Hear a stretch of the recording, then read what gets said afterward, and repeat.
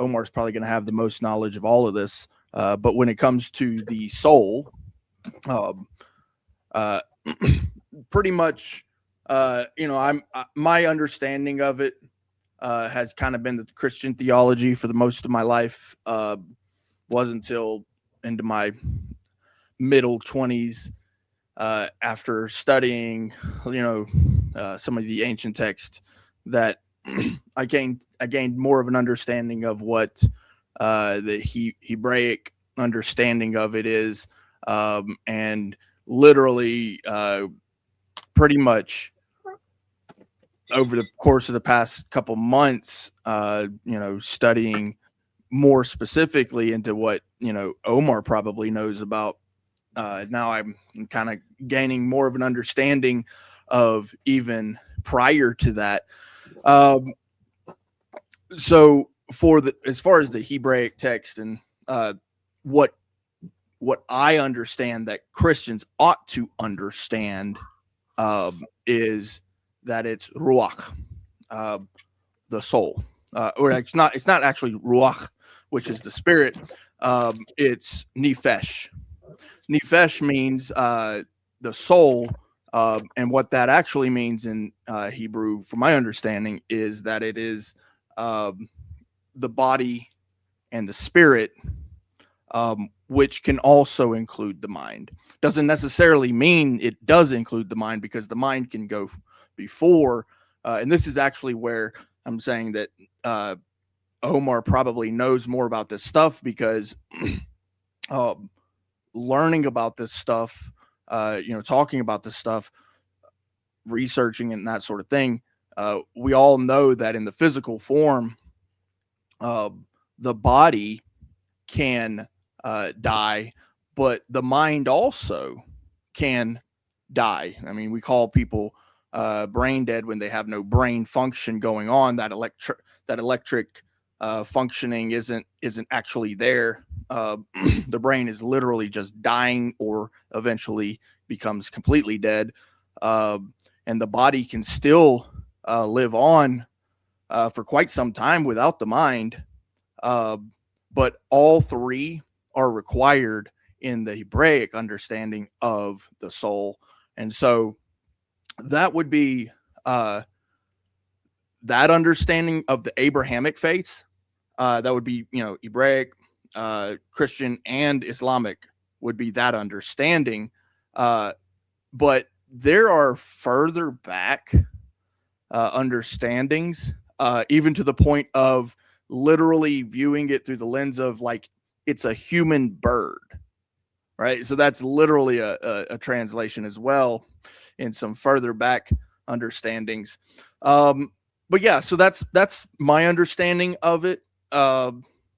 It is a common misconception, I believe, in the Christian doctrine. I haven't really delved into what the Islamic faiths believe about it, but I don't believe that they would differ very far from the Hebraic understanding. But the Christian doctrine is where the whole idea of it becoming like an angel, you become an angel essentially and go to heaven, and that's where you'll be after you die, or even like into purgatory. I know that some Christian faiths do the purgatory thing, but that is not actually scriptural, from my understanding, and that actually comes from a later viewpoint. I believe it comes from Plato and the Greeks, and that understanding. Aristotle, from my understanding, this is me just doing certain research recently. Aristotle did not view it the same way as Plato did. Aristotle actually believed it more along the lines of the Hebraic understanding, which would be body, spirit, and mind. So anyway, that's where I'm going to leave it right there. And then, yeah, I think I'll see if I can't just pass it on to one of you guys. Well, how's my mic? It's okay. Well, that was a huge Absolutely compliment. perfect. That was a huge compliment. I would say that when we frame like the world, right? So we live in a world where 2 billion Christians, 2 billion Muslims, and then you have like the Hebrew Bible, right? And so you have 16 million Jews. That's fine. That number doesn't really count as much to the point. Let's just pretend that I believe for a second that there's over 8 billion people on the earth. I don't believe that, but because last time there was 6.5 billion, it just doesn't make sense. But if you just calculate, that means half the world to 2/3 of the world believes in the concept of God, even of the Abrahamic faiths. So let's just say half the world believes in the concept of God from the Abrahamic faiths, and then let's say you have like another like 15 to 20% who consider themselves atheists, right? But even if they're atheist, they still believe in God from the Abrahamic faiths. They just deny it, right? So deep in the subconscious of their mind, there's a heaven, there's a hell, right? Heaven's up, hell's down, and so on, right?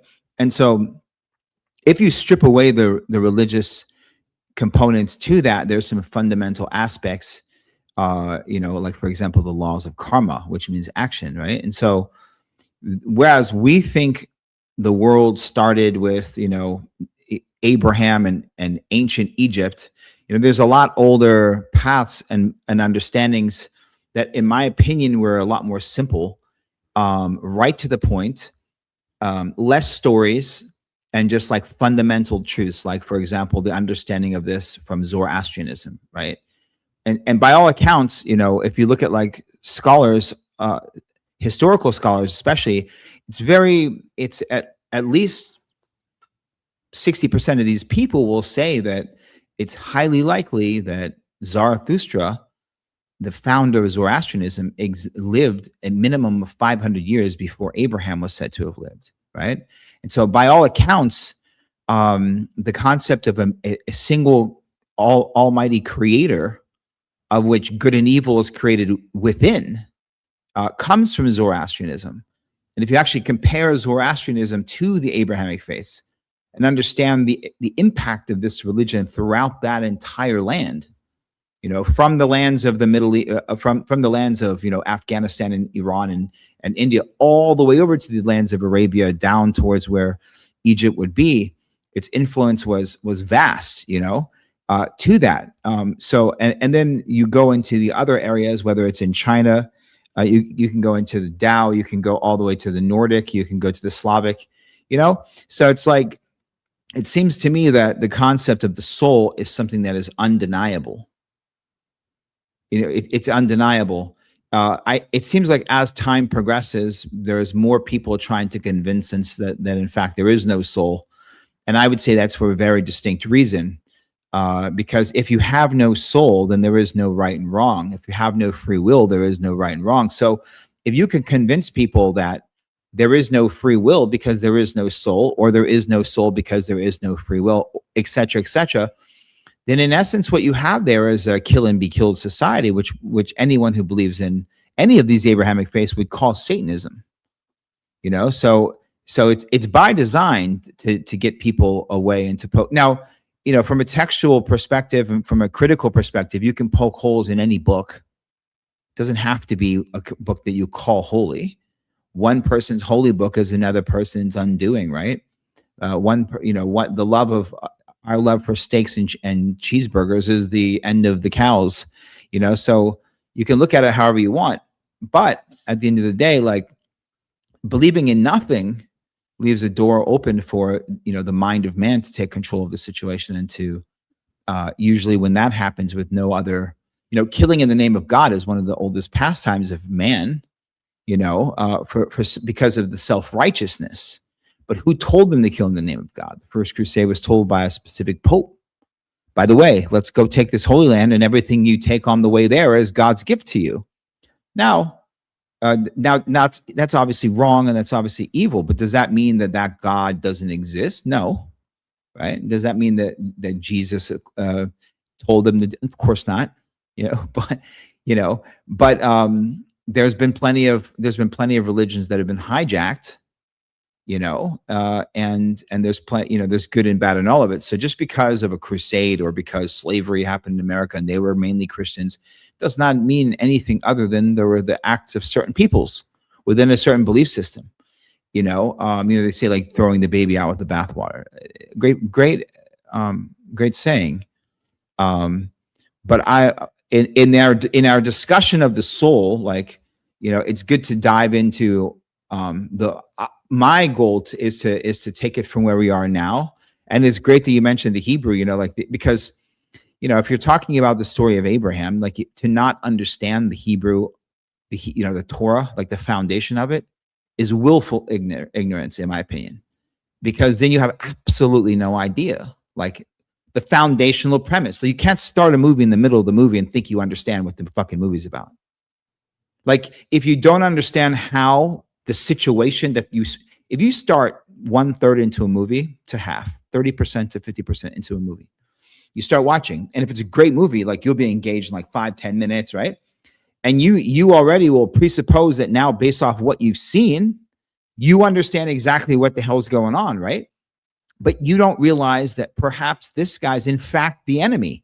So you're watching from his POV and you think this is like the good guy, right? But you don't realize that this guy, in fact is like, evil, let's say, but you missed the first 30%. You have no idea how you got to that point. You just started watching from a place. And that's the problem with any of the story of the Abrahamic faith, starting at the second or third book, or spirituality and of humanity starting at the end, which would be the beginning of the Abrahamic faith.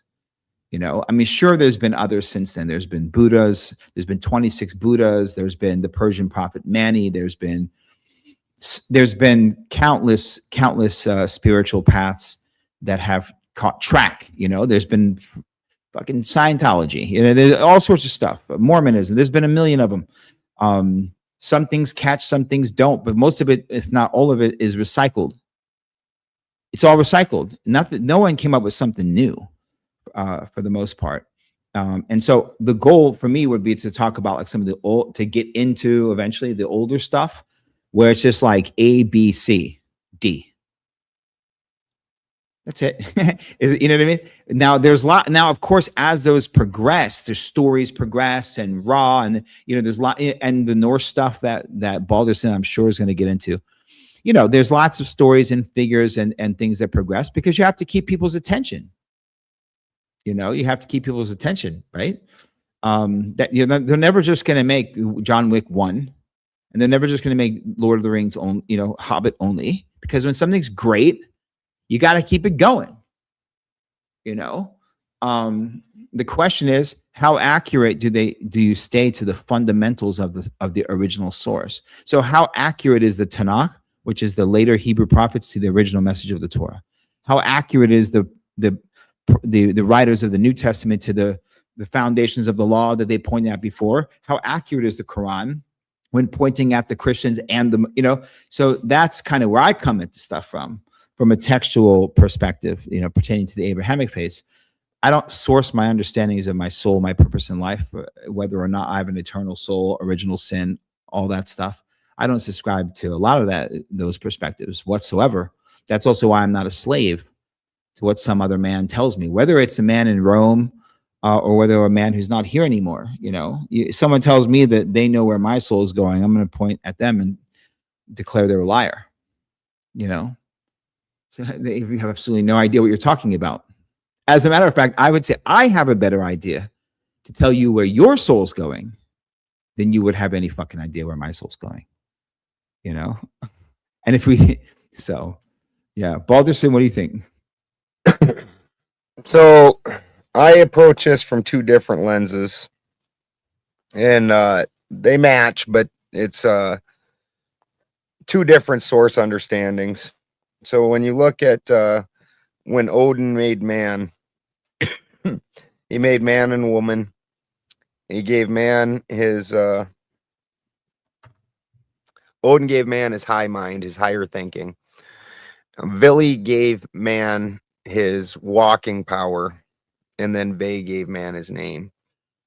From my understanding of the soul would probably be the Vey portion of things. It's a term that kind of gets interchanged in different perspectives. This is one of the reasons that this talk is pretty important. But I think universally the soul is considered separate from the body and something that goes away when the body quits functioning. And so when I'm looking at that, and here's where we're going to bring in the more the alchemist perspective. From an alchemist perspective, everything's made of sulfur, salt, and mercury. And the mercury is the feminine portion of that situation. The salt and sulfur are the split masculine. So the feminine is the part, like when we look at the origin story from Odinism, you had Gununga Gap, which was the feminine, the yawning void, and then you had Muspelheim, the world of fire, and Niflheim, the world of ice. And Gununga Gap pulls these two worlds together, and where they collide, that's where life happens. Gununga Gap is still separate from those things. So the sacred feminine, this is why in all these mysteries, the sacred feminine number one has two jobs as opposed to the masculine figures. The feminine is the life giver and the life taker. She brings and she destroys. It's the spark is the feminine, the thing that we can't put our finger on, the thing we can't touch, the mysterious portion of things. And that's what I think is mostly getting equated into the soul. Now in the Christian version of it, I've heard it applied to animals, like they don't have emotions and feelings, and that's something that I think has mostly Christianity's outgrown that. That was a trope that I heard more in the 80s and 90s, where animals didn't have souls. Sometimes they still do, but they would act like animals didn't have feelings and things. So for me, the soul is absolutely there. We have three minds, and the soul is one of them. And the other one that the animals are missing is the higher mind, the higher thinking. Animals do what they do out of instinct and out of feelings. They don't sit down and go, what would make the best civilization for my people? Was what I did good or evil? Those higher thoughts are what animals are missing. So if you're saying higher mind is the soul, then I guess, okay, animals don't seem to have that. But that doesn't seem to match what most people consider the soul. The soul for me would be the binding, animating force that is you, the essence of you, the thing that you can't quite put a finger on. Very similar to the way that in 100 ways I could try and describe clay, and those same 100 things would be equivalent to any other man, white man that was walking around, and you could apply them to him. I can't somehow describe to you the essence of clay, the understanding that when you're interacting with him, even if he was wearing a mask. Like my grandson, the first time he ever saw me in a mask and everything else, he just walked up and put his arm around me, even though he's scared of other people, because he's like, nope, that's my papa. And it's just that essence of me. He feels that, and nothing I can do at that point can disguise that. That's the thing that we're trying to put a finger on. And further, when a lot of times when people see somebody that's passed away, number one, if you've ever killed something, you saw that light leave its eyes. You saw that something has changed, even though the physical body is there. Literally, a light leaves their eyes. It's horrible to watch. But when people see the body of a loved one, there's a disconnect, and it's because the essence of what they loved is gone now. This is part of why a lot of times they'll say, like, a large, very charismatic man that had a lot of power, people would walk up and they're like, he's so small. Because the essence of him, the energy, the force of him was much bigger than that body. And that's what you were interacting with. That body, that thing, you weren't even paying attention to it at that point in time. But now Now that is the only thing you're seeing. That essence of him is gone, and it's just this corpse. And you're like, wow, that's different. It's not him. And that's because that thing is gone. So I think that's the thing, in my opinion, that we're discussing, and what exactly applications that has. It's a very excellent conversation to have. I'm glad Omar brought up the subject, and I look forward to hearing what everybody has to say on this. Trying to get this Instagram thing going. Yeah, that was definitely a different perspective of what it was that I was I was expecting you to say, not because of the religious aspect of it, but I mean, because when you started going into it, you were describing the different aspects of the creation itself, and then because like I mentioned with the Hebraic understanding, and then other, and even the thing about it too is I was thinking about the spirit, right? What you're describing in the Hebraic understanding would be just the spirit, whereas then you also recognize that is it's kind of like an animation, but once it's gone, and you're right, 100% right, once it's gone, you can look at that being, whatever that being is, whether there's a squirrel, a dog, a human, a whale, whatever it is, and you can look at it and go, oh yeah, he's not there. He's not there. Like, and that's where I would say that's why, from my understanding, why it is that the soul is no longer there, even within the Hebraic understanding, because at least the spirit is gone. And I believe the Egyptians had a similar view, except for the Egyptians and quite a few other peoples had the understanding that even not just the body, but you could actually split the body into parts as well, and that would still be pieces of the soul, like the heart, the skin, the other organs, and that sort of thing would be a piece of the soul as a whole. But the idea that the spirit would be like the main portion of the soul, if not the entire thing, has always been at least the concept, at the very least, from my understanding, that there is indeed within all life forms a life force that is spirit or soul or something we all recognize. I mean, it's funny, Omar mentioned like that even with the, people who don't believe in a God or believe that God exists, still tend to go by the Abrahamic faiths to their understanding. But what you describe is definitely different. It's not the same at all. Not even close, right? So, yeah, that was interesting, to say the least.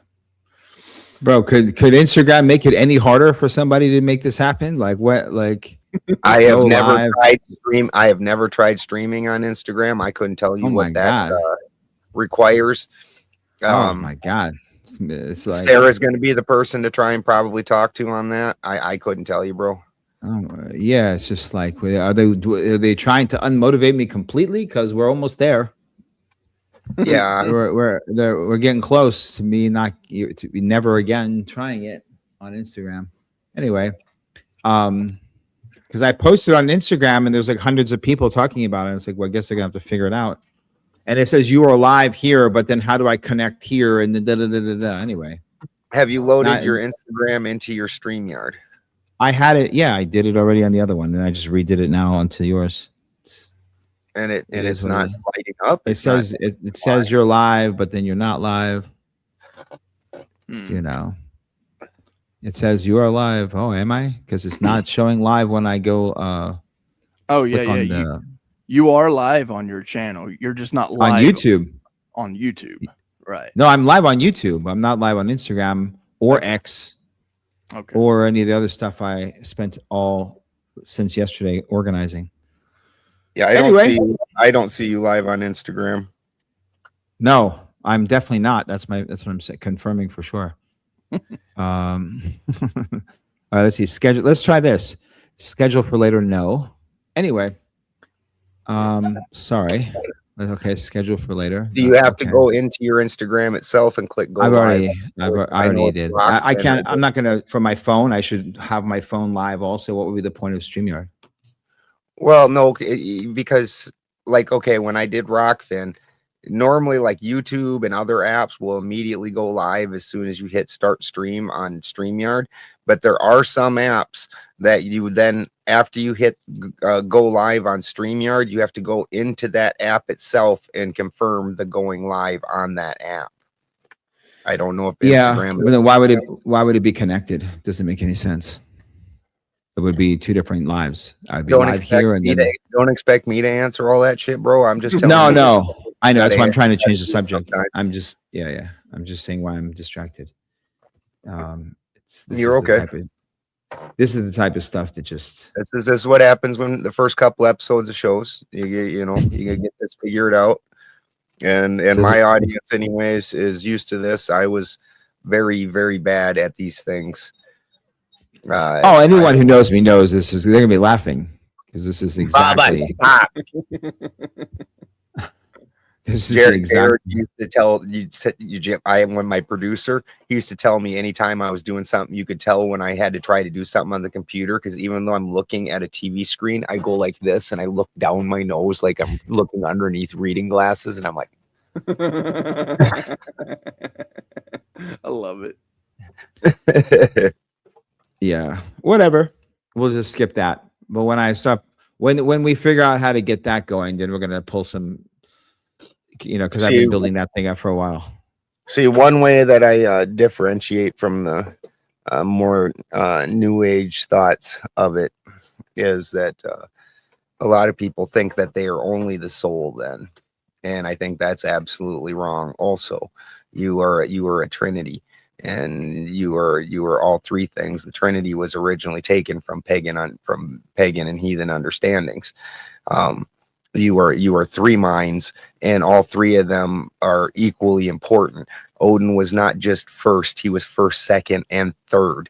He's all three, because it takes three sets of things to make a person. You can easily understand the difference. Like I said, I've got numerous. I apologize. Well, at least I took Instagram off, but we're live on X. Cool. Very nice. I've also not done that myself either. I should try and figure out how to do those. I've been trying for teaching. I've been trying to do. Well, I just knew that about some apps. Like I said, I've had 6 years to figure out a couple things. I'm slightly better after 6 years of doing it. I would hope I am slightly better than somebody that just started doing it a month ago. I'm not giving myself a lot of credit here, but I just opened X not so long ago, so I don't even have I think I've made like a post. So I basically exclusively opened X to pick fights with Ortho Bros, and that's much all I use it for still. Yeah, I mean, I uploaded some of that. I have a bunch of clips, and I'll have more after this Friday's debate, but yeah, because I haven't been going into clippy mode, but now I'm understanding. Oh, we want 60-second highlights on these people. All right. No, I've kind of been leaving that alone. I've been having like real conversations, but we'll have like the real conversation in the first half, and then the second half will just be Socratic traps. Yeah, I gotta figure out how to do clips. So, But I have a question for you on the Odinism. So you would still believe in the All Father, which is not Odin, correct? Or is he? the original All Father, the actual All Father, is not Odin. No. Right, and that's what I thought. Okay, and so universal basic geometry is the triangle, right? Mhm. And so what you were just describing, which is the three things, right? And this is the question that I was kind of wondering: would the All Father be bound by that? The All Father is one of the corners. So you've got the All Father, or actually two of the corners, because the All Father splits.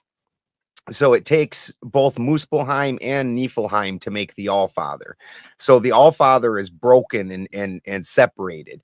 And then through the feminine, the masculine gets healed and brought back together. And that's Gununga Gap. So this is your triangle, is the three pieces. So the feminine, well, this is again why she has two jobs. She's the destroyer and the giver. So she's representing two things, but she's only one, because you can't split a void, right? And a void is a void. Like Correct. if I split it, it's still just a void, right? Yeah. There's Just a smaller void, but it's a void, isn't it? I mean, right. What are you going to stretch it out some more and make it another void? Exactly. Yeah. A void's a void. That's there's no quantitative way to change that. And so the masculine is the other two corners. And when you're going through what the All Father did, was go through the process that the original All was going through in order to become something more. So this is what in alchemy what we refer to as the great work, where like spagyrics is the easiest way to explain this, because it's easier to understand the way plants work, but as above so below, people work the same. Which is also, by the way, one way later explanation that the early church utilized to create the explanation of how the Father, Son, and Holy Spirit are connected, by the way. Yeah. So what you got is your sulfur and your salt are actually the same thing, but they've been split and polarized. And it's only through the feminine, which is Mercury. And in the alchemy story, Mercury sets the bounds. All transactions happen where Mercury is, because energetically, it's like like fluid. You can't have a transition through air. You need that fluid in order to make it transition. And so then you bring these two masculine pieces back together, and then there's the alchemical marriage with the feminine side afterwards, which then you've opened up the best of both worlds. What you've done is you've taken out the impurities of this world, which is the carbon, the sulfur, or the carbon, the water, and the cellular material. Those belong to this earth, and you give them back.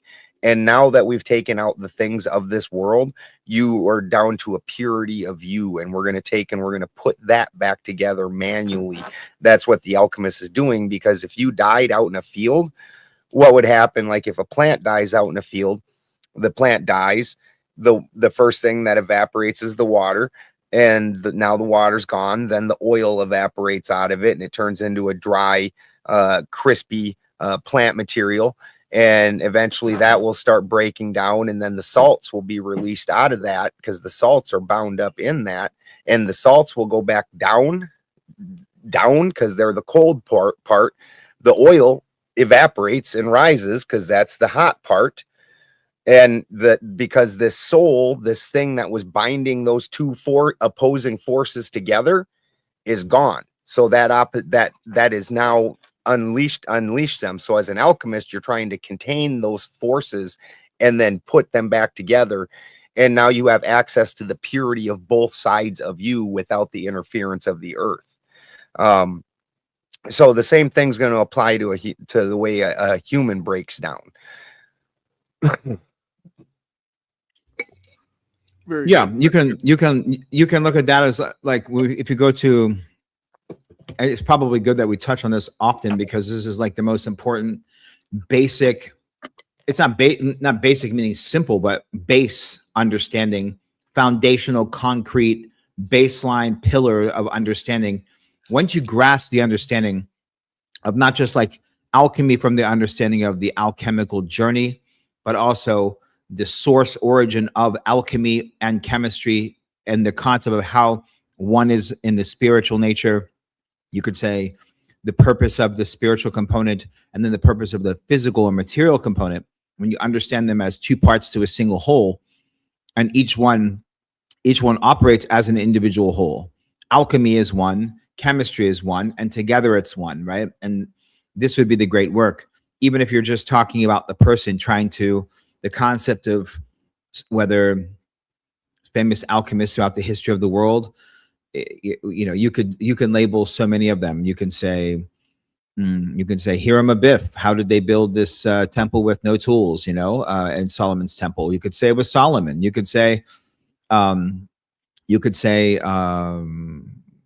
Sir Isaac Newton. It doesn't make a difference through any course in time. The most famous and most important alchemists at any time period have half of them have been called magicians and sorcerers, because they were able to materialize the spiritual components, but it's the same understanding of how to bring that which is non-physical into the material, or to take that which is material and transcend the material into the spiritual. Top down, down up. For example, Christians are praying and they're hoping that their soul will go to the heavens to sit beside the throne of God, but yet Jews are praying to bring God down to the earth. They're not trying to go. There's no up.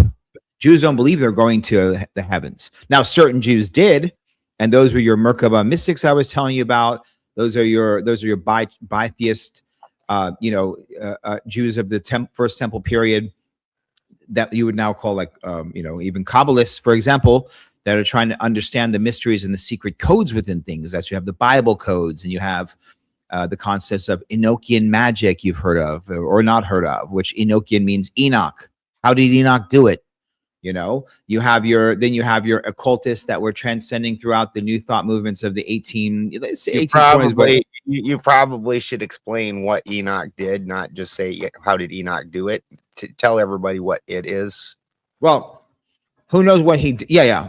I'm coming full circle to take people on a better path, because if you start planting exciting seeds on people, they'll just go down that road. But the foundation is what I'm trying to explain. When he says that, when he's saying what he means is Enoch supposedly did not pass away in the normal human understanding. Gotcha, and Balderson. was able to transcend and then sit at the hand of God without going through the human death. This would be the it that he's referring to. Yeah.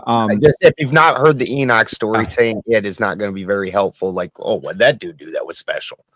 Wait, well, it's circles that's going to come. Yeah. So the concept of Enoch is Enoch was, this is a biblical concept, even though whether or not it's canonized, it doesn't have anything to do with the point. Enoch is a descendant, as far as, let's go to the historical records of from Adam, right? The biblical Adam. So Enoch was the seventh down from Adam. So it was Adam and then six more, and then there was Enoch. Enoch is outlined in the book of Enoch, specifically Enoch 1. That is referenced, by the way. So he's pre-Diluvian? Yeah. He is the great-grandfather of Noah. He's the great-grandfather of Noah. He's the father of Methuselah, who is in the Bible, and Noah's grandfather. But the concept is that there was Semyaza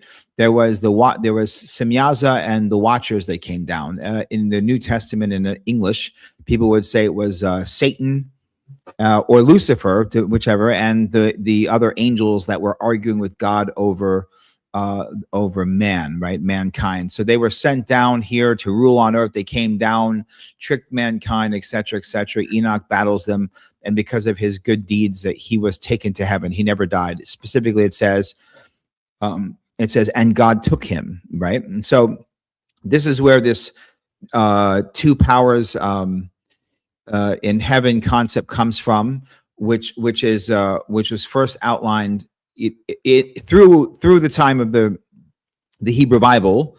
Two powers, and it's basically the concept of two authorities or two powers in heaven.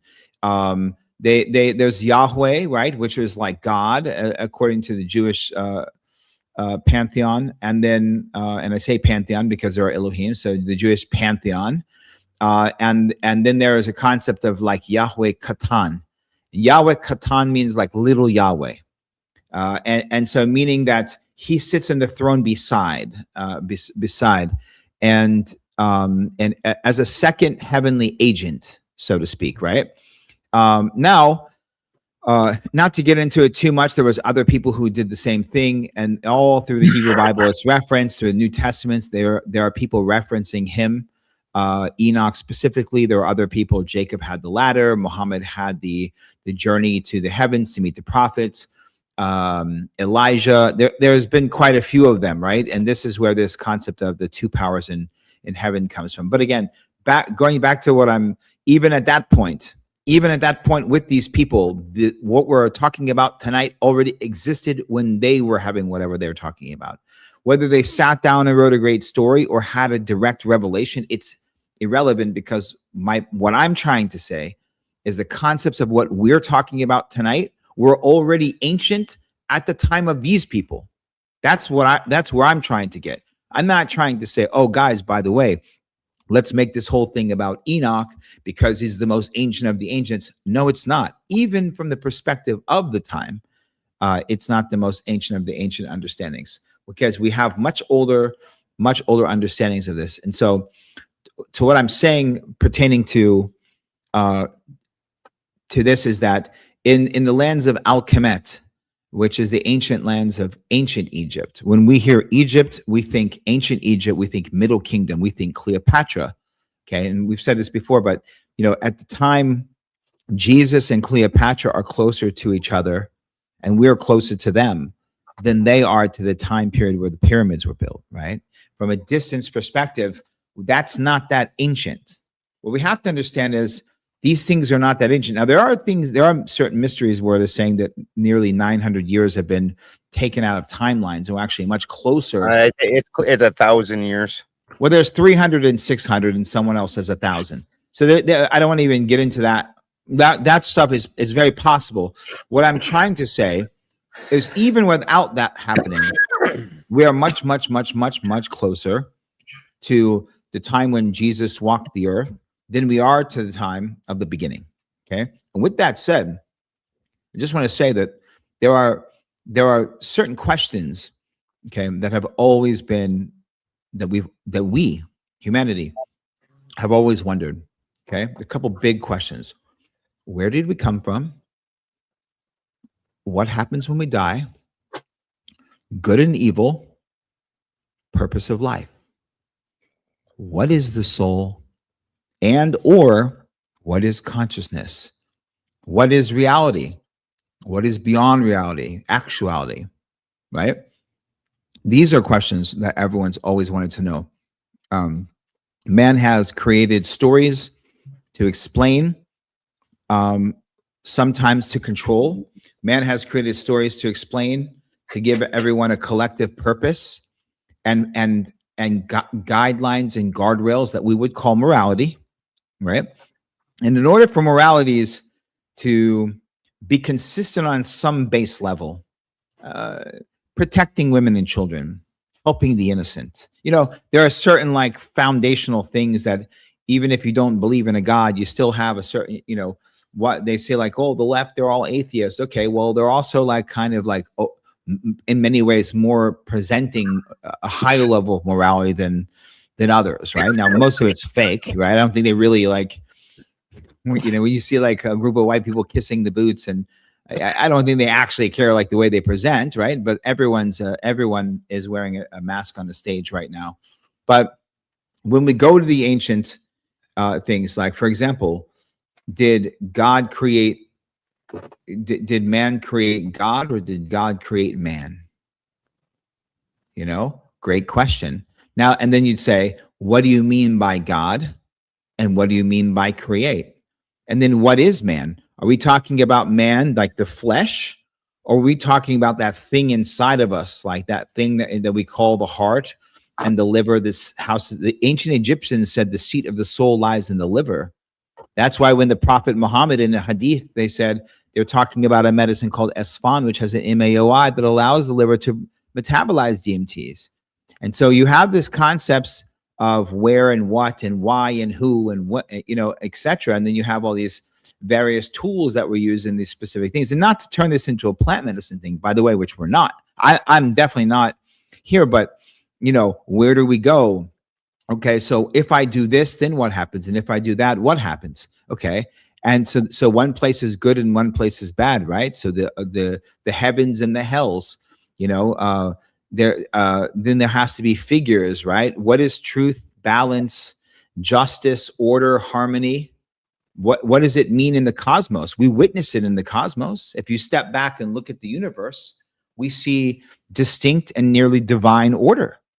But then if you were to zero in into a specific area, you may see stars colliding all the time. Has to be at the same time. If you look, step back at the world and look at humanity, you would see some sort of, for the most part, uniform peace. But if you zero in any neighborhood or anywhere, you see chaos, and even within a single heart of a single man, because we are being held in a state of chaos and unalignment and rhythmic manipulations upon this earth and within our societies itself. And we have everything in America here, except peace, except health, except a lot of things. So perhaps what we should do, guys, is kind of dive into some of those bigger concepts, right? So, I can outline it in the most simple way just for the audience here. In my opinion, Omar, what's the fastest way to explain the where did everything come from, good and evil, purpose of life, actions? I would say no path has explained it better to me and more simple than the path of Zoroastrianism. It's very simple. You have Ahura Mazda. Ahura Mazda means the uncreated one, right?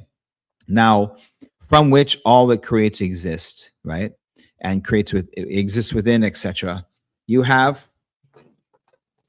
the Asha, which is the substance, almost like the Ma'at in like this invisible substance, the truth. Asha means the truth or righteousness and divine order. And how can there be divine order without righteous truth, right? And so then you have basically good and evil, right? You have the Ahura Mazda, which is the good, and you have the Angru Manu, which would be the evil, right? Which also is called the Druj. But again, they have their developments. And so we are all inside of Ahura Mazda. Everything good, everything bad. And we have three bodies of three consciousness. We have our thoughts, we have our deeds, actions, and we have our words, right? Each three of these things create. One creates here upon this physical world, one creates in our thought universe, and one creates through the verbal, right? Through the abracadabra. And so with every thought, every action, and every word we say, we are going either closer to the light of truth, or we're getting closer to the dark. And our life will be measured in the accumulation of each, where you'll go through this bridge of judgment, very similar to the Egyptian concept of the all of your thoughts, deed, and actions on one scale, and on the right side is the feather of truth, and then you'll come out of Kali's womb, now Hinduism, come out of Kali's womb into your next materialization of whatever the hell the measurements of your good deeds and bad deeds are. I hope you have a great time. So that to me seems to be the easiest one to explain that. And that I think is inside of everything else that we mentioned or will mention tonight. Yeah. Sorry that was long, but no, that's good. Trying to frame something for us. I'm picking up what you're putting down on that one. So I wanted to shift gears a little bit. I was curious about some of these other belief systems, traditions, in reference to the blood. So obviously we all know, typically most people know, the story about Cain and Abel. Cain killed Abel. God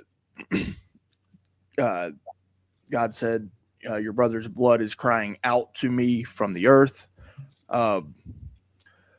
Essentially, the understanding, from my understanding of the Abrahamic faiths, is that the blood is just like with any other organ, a part of the soul, but being a part of the body. But with the way that the Hebraic understanding of it is, or the Abrahamic faith understanding of it, would be that that's the source of life. So obviously, without blood in the body, in the bloodstream, the body is going to die. I mean, and I know that they have the ability to use like saline solution, but that's not a viable substitute for an extension of life. And we also know that with DNA, there's a code there. It's literally a code, just like with a computer. If you're going to run a software program, you need a code. Like mathematics, you need a code.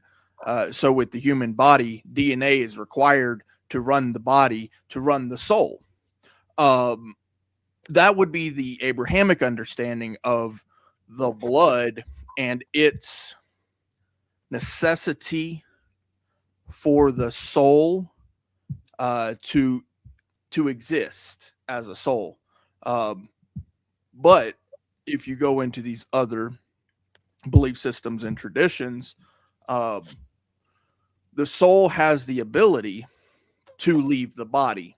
I know that Christians now believe this to be so, and believe that the soul is something that can leave the body, but that's not something in the Abrahamic understanding.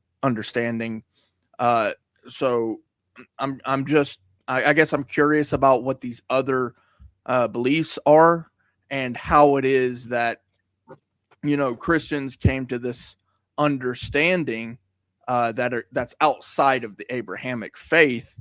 And I know that the Abrahamic faith probably isn't the only one that sees it this way.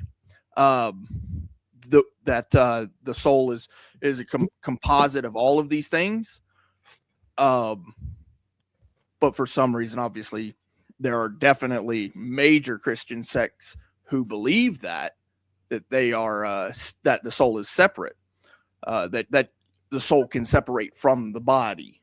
So anyway, that's kind of where I was going to try to take us, because I was curious, like I said, about the other further back understandings of what the blood is and how it pertains to the operation of the soul. Yeah.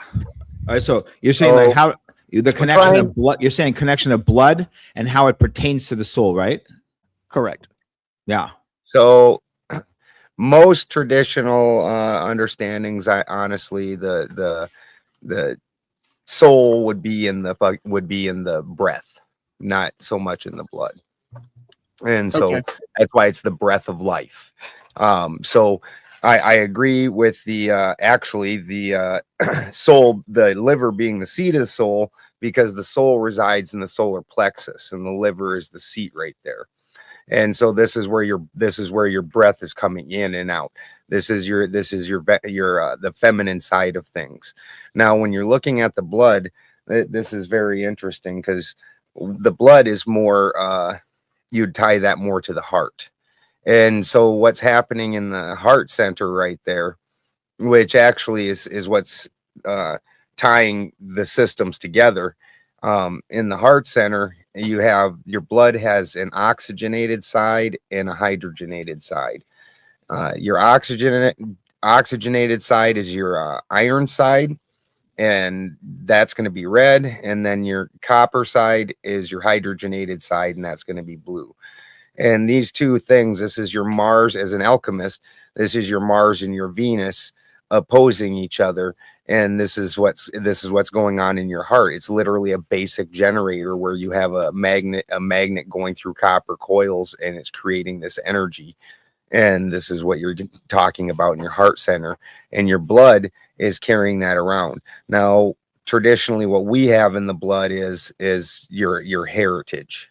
So it's not going to be your actual soul, but it's going to be your ancestral mind that is coming through your blood. So your ancestry is in your blood, and that's also what you're passing on from our perspective, anyways. Very good. Yeah, we if you start like the Hebrew, right, you have like the ruach, as you mentioned, which is like the God's breath, right? And then the neshama, which is like the soul, and then you have the nefesh, which is like the life in the blood. Correct. As far as as far as like the blood, so like of course, like the breath, right? The breath would be like the soul, but you cannot think about if you were trying to do something with a material, right? Now we all know the breath is life and the soul, but you can't capture the breath and put that into a potion. You cannot take the breath and you cannot capture it and use it for like ancient magic, like the breath, but you have always heard, especially with dark magic, the hair is being used, and fingernail clippings, right? We've all heard these things, right? So there's a reason for this, but higher level than fingernail clippings and hair, which has your life because it has your DNA code in it, right? The blood itself has more of the foundational parts of you that Balderson was referring to when he was referring to the alchemical, like the salts, for example. The hydrogen and the oxygen being carried. Yeah. I mean, there's like the elements, and then there's like there's a materia, right? And so, whereas you could say, like in the biblical Adam and Eve creation story, right? The clay, which would be earth and breath, right? So earth and then the breath creates the life, right? You have that as well in the Sumerians. There's a lot of amazing Sumerian stories pertaining to that as well. They say the Sumerians were talking about how they were created man from the gods, like the gods were a god died or was killed, I think died, and then they like took that god's body and then like fashioned it and blood and fashioned it and made man, right? There's these crazy stories, of course. Interesting. But the body itself would be like the clay or the earth. The blood would be like the life.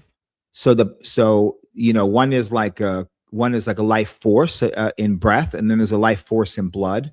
Of course, the spirit resides in the breath as well, but like life force itself, the heart is like the pump, right? And there's obviously using hearts has always been a serious thing pertaining to sacrifices and so on, but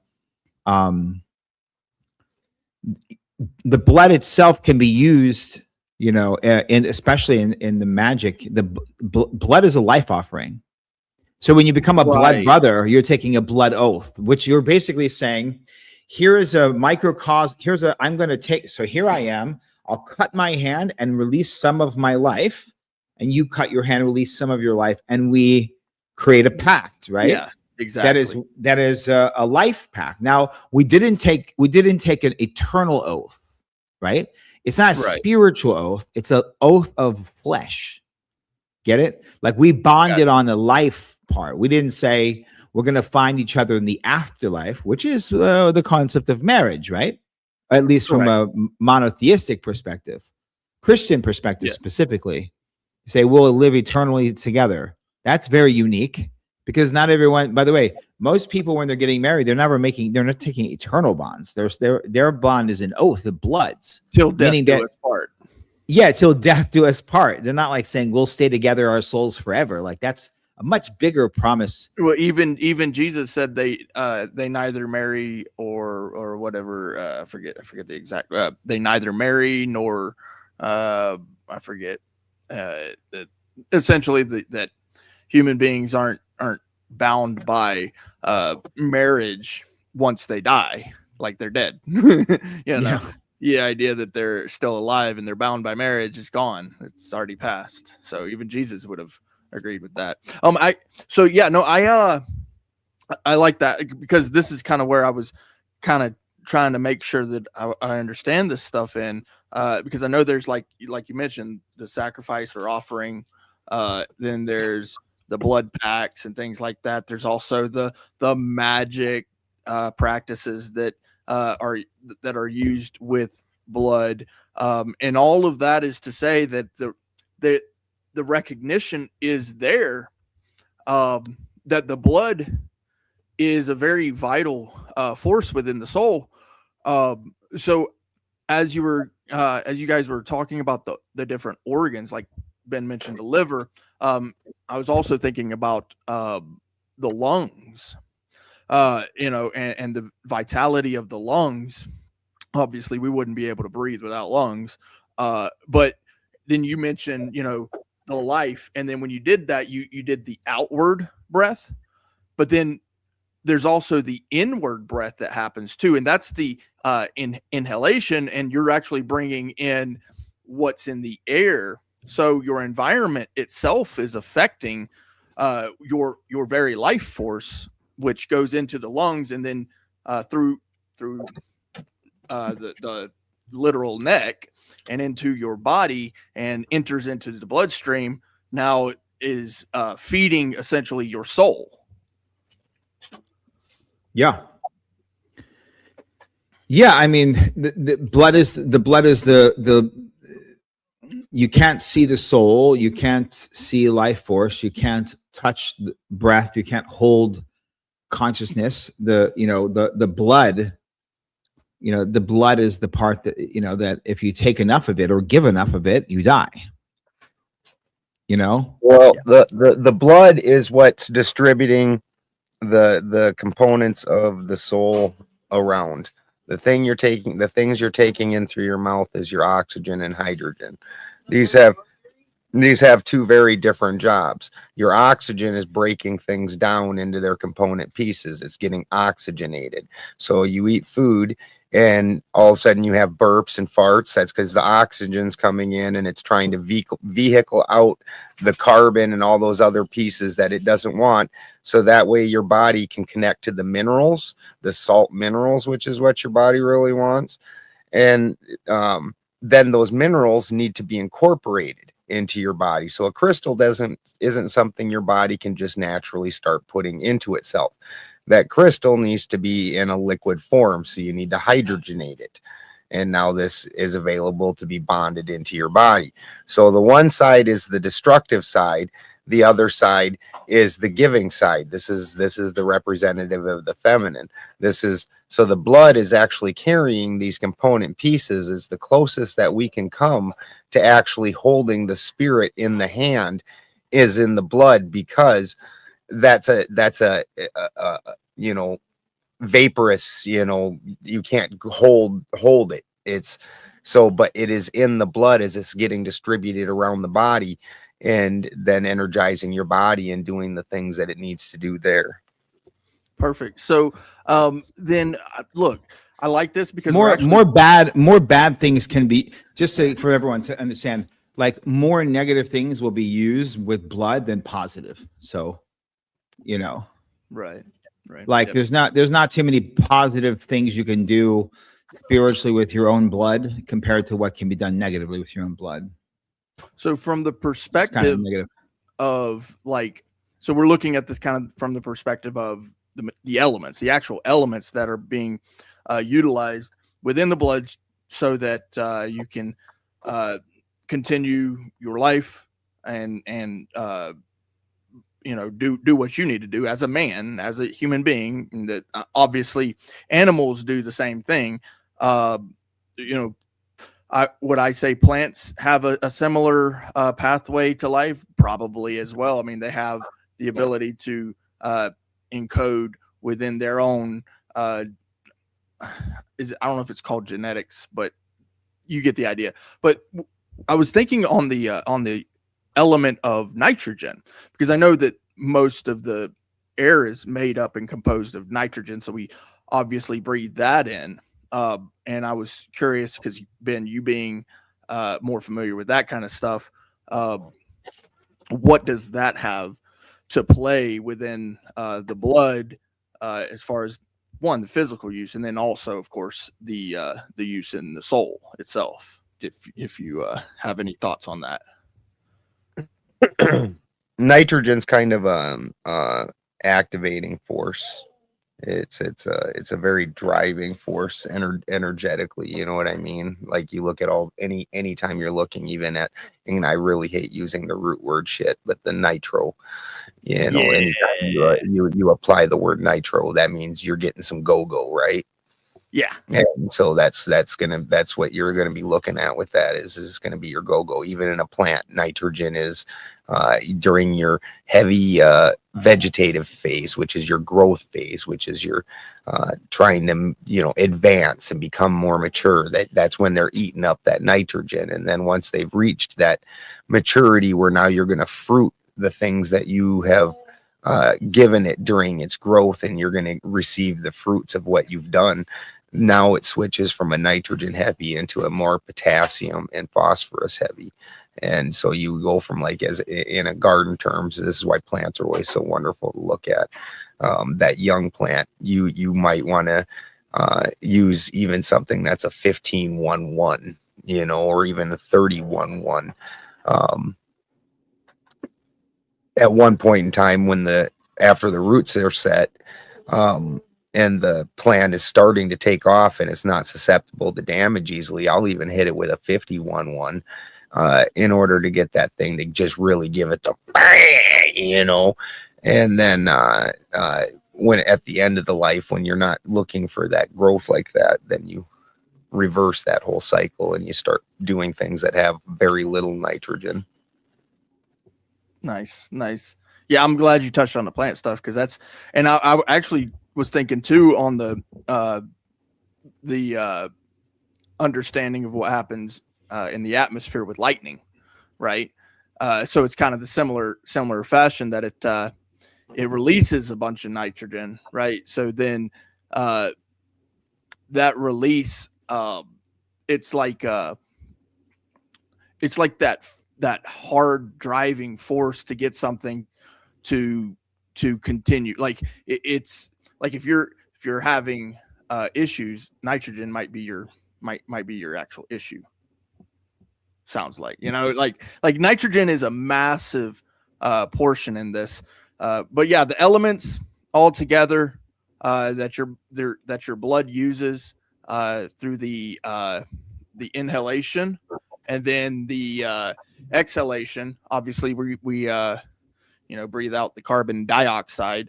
So let me get your perspective on that. You're moving around a lot. I'm starting to get lost. I apologize. Well, I was just trying to understand the elements within. We went from like blood, then light plants, then lightning, then nitric oxide, then back to.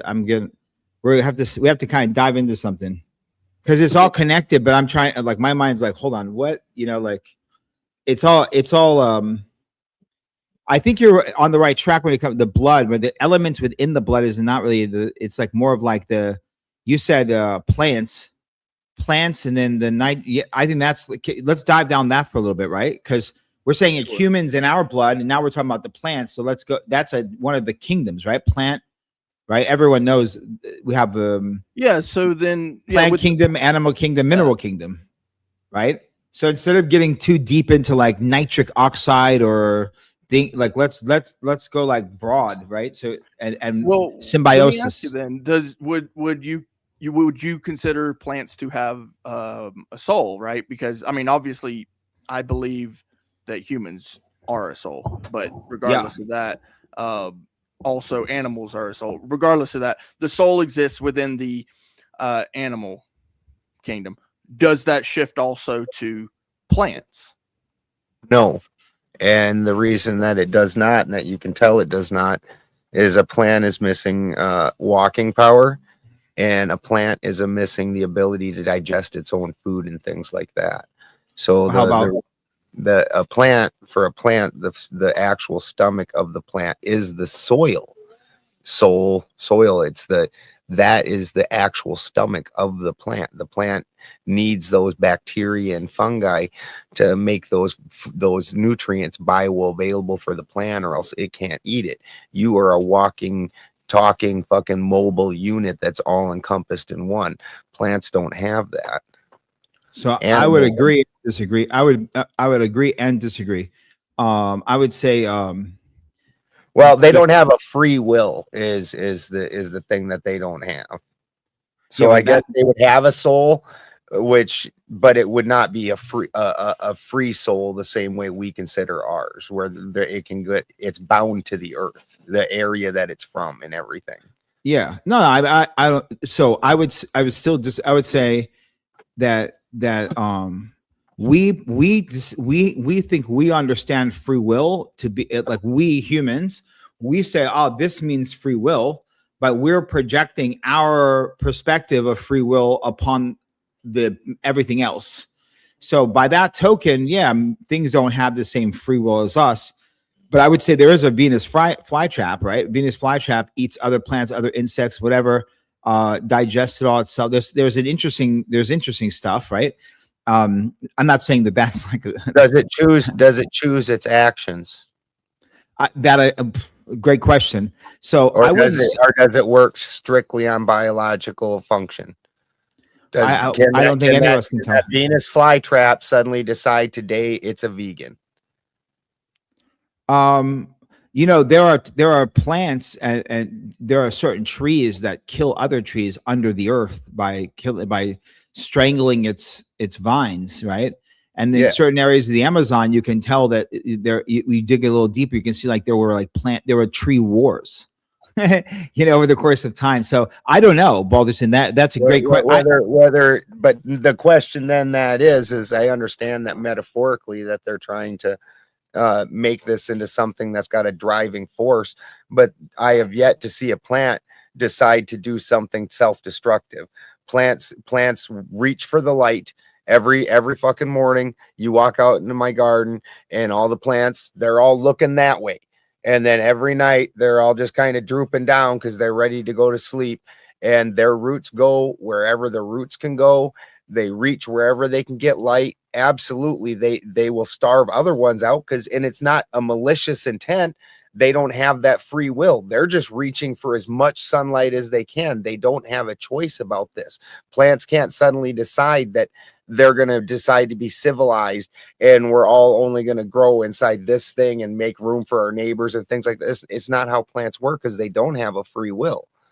Well, I mean, again, you're saying from a human perspective, they don't have free will, but plants decide how much growth and in which directions they grow. Perspective I would take, and plants grow exactly as much as you provide the conditions for them to grow. Yeah, I'm not talking about I'm talking about in nature. In nature, they grow as much as conditions provide for them to grow. Yeah. On years that there's a lot of water and there's good nutrients, trees will get big fat rings because they grew a lot more. On drought years, and this is how we can tell these things, where there is less availability for them to do this, they have little tiny tight rings because they weren't able to do that year. They didn't have a choice to get up and move to fucking Pittsburgh where they heard it was raining better. It stuck that out. Yeah, but so then an animal that has 6 legs has more free will than one that has 2. That's absolutely because ridiculous. It has the ability to move. I know I'm being funny. So then the centipede has the ultimate free will, you know. So hold on, let me answer the question. I didn't even answer the question. We're talking about free will of a plant, right? And so I said I agree with one and disagree with another. So I would agree, but that was my disagree. I would agree that they don't have free will. So I don't think plants have free will, regardless of. But I will say that for sure, I believe that plants have life, right? Yeah. And I know for sure that plants have consciousness. And I'll just add one caveat. I would say perhaps maybe a higher consciousness connected than the one that we could have, or at least equal on some level. And that can be known by consuming certain types of them. But I will just add one more caveat, Clay, to this thing we're talking about. I would say that, you know, and this was something I developed over time. I didn't understand this a long time ago, but I would say that the way that, like, whether it's a vine or a tree or these plants, like being connected in the earth, exactly how Balderson mentioned, would give them a connected collective consciousness. Whereas similar to when people talk about fish, remember the old thing, like fish don't have feelings. It's okay to eat them. Remember? Or fish don't have independent thought. Yeah. It's like, oh, really? Yeah. So it's like, exactly. They don't have feelings. Yeah. You're projecting. Yeah. Great song. But anyway, so the thing is that people think like, oh, these fish in there, they don't have. Okay, well, we see dolphins and we see that sharks can sense a drop of blood up to a mile away. And I would just add this caveat that what we need to understand is, like, perhaps these fish and things in the ocean, they don't have to have the degree of independent brain that we have, because they're in collective consciousness liquid crystals, right? They're in like a field of liquid crystals. And the earth is similar. So I would say, like, in many ways, like, they're not, they're kind of winning. And, whether it's animals in the waters or plants connected to the earth, they're definitely connected into very high levels of things. And we are running, and again, we can connect to the earth and we connect to the waters. And that's one of the oldest tricks. So I would just add that for people.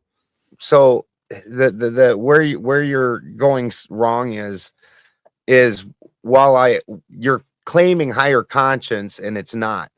The plant world and the mineral world is a lower conscience. It's a more dense conscience, which doesn't mean that it doesn't know more than you. Like you just explained. I do agree with that part. We're talking about a consciousnesses that last much longer than ours, experience this world much longer than ours. They carry the experience. They don't have higher thought, and that's where this thing it separates. They aren't higher. They don't have the higher thought, but they have the wisdom, that because they've experienced a rock is going to experience fucking thousands and thousands of years, and watch and all of that is going to be built into it somehow, and fucking, but it's not gonna have a higher thought. Again, a rock's not gonna sit there and think. So we're talking about more like primal force, like the Titan forces, where like they don't really they're not as dynamic as the higher end things, the more etheric and chaotic things. They're not as dynamic, but they're more stable and they're more wisdom oriented. Yeah, so I think that's just a matter of perspective, because my perspective, so you have three kingdoms. You have plant kingdom, mineral kingdom, animal kingdom. So you would have Father Nature, mineral kingdom, which is the stones, the metals, the salts, represents like the structure, the foundation, that ancient wisdom, like a mountain is connected deep to the rocks, like the bones, right? And they have collectively experienced the whole thing, right? And so, whereas that specifically, I would say, is not higher, but I also have not been able to eat crystals and experience crystal, right? Yet. Now, that's Father Nature. Mother Nature is the plant kingdoms, right? And so the plant kingdoms absorbs the minerals, the water, and Father, Son, Mother, Moon, etc., and they create consciousness. Now, I would say that that without a question, I would say that I would say that it would be very easy to prove that the plant kingdom has a higher access to a higher consciousness than us, because there are some strong there. Go drink some ayahuasca and tell me if the ayahuasca is on a higher consciousness than you, and then more powerful and higher are not the same thing. Is that in fungi? Is ayahuasca fungi? No, that's the interesting part. The fungi is their own independent. The fungi is a part. Is going to be. I was going to bring that up. I was going to bring that up as an interesting thing, because is that the plant kingdom? They're kind of their own kingdom, And then, by the way, there's also the insects. Recognize that. There's also the insect kingdom that's never mentioned, which is not distinct, which is distinctly different from the quote animal kingdom. But there's insect beings, by the way, that have been talked about, which are similar to reptilians, and maybe maybe the insect beings were tied into the reptilians on some level. That's an interesting conversation too. But I would just say that in alchemically, the insects are included in the animal kingdom. They do have a lesser capacity. So like this gets deep into fucking alchemy. But if you're trying to make a homunculus, when you're trying to imbue the homunculus with the soul, what you have to do is you have to set the perfect conditions for the homunculus. So the blood has to exist. All that other shit has to be there and exist. And the conditions are ready to receive a soul. The soul that you had, you originally initiate the soul through bees and I think bees, also ants, I think will work because they have bees innately, and this is why you see bees so much in occult stuff, have the ability to jump from a simple soul to a complex soul because of their structure, the way that their society is structured, so they can jump to a more complex soul. And then so you use a bee and then you jump the soul from the bee into your homunculi, because from this complex, because that gap can be bridged between simple and complex. So the bee is what's actually able to still carry that soul. Yeah. The last thing I would say is the animal kingdom is like the children. So Father Nature, the mineral kingdom, Mother Nature, the plant kingdom, and the child of earth, right? And so we learn and tap into Father and Mother Nature to expand our consciousness, which we have the abilities to connect to these consciousness. We have all the tools, we have this third eye, but how do you process that? And this actually goes to, the liver. The ancient Egyptians said the seat of the soul lies in the liver. The interesting part is that all these other mammals can consume DMT by just eating green leaves. Like everything that's green has DMT, right? And dimethyltryptamine is they refer to as the spirit molecule. I think that's misleading. I think it's a little misleading. I think we already have the tools in us, the soul, for example, and the third eye. So between our temples lies this key, the third eye. And so, but we're the only animal that was created that has a liver that produces an enzyme that stops us from metabolizing DMT. We can't just go and chew on chacruna leaves. And so, through our entire history, we have ancestors that have determined and found that there are specific plants or roots or seeds that have an MAOI in it, which basically blocks the liver from producing enzyme, allowing for you to metabolize dimethyltryptamine, which goes through the blood, feeds the third eye, and you're on a journey. And so chicken and egg pertaining to the plant kingdom, I don't know for sure which one's higher, but I do know that Mother and Father Nature are the reasons why we, the children of the animal kingdom, can exist upon this earth. So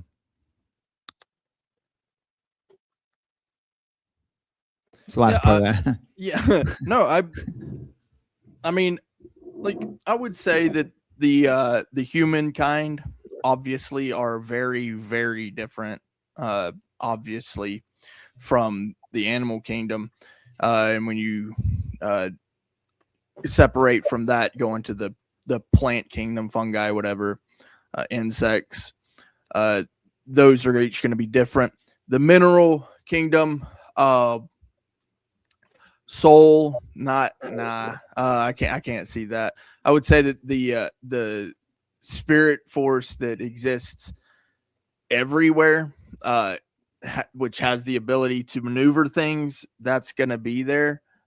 In Hebraic terms, that would be a spirit, obviously, like the Holy Spirit, right? The dynamic energy, if you will. I hate that they call it the Holy Spirit's.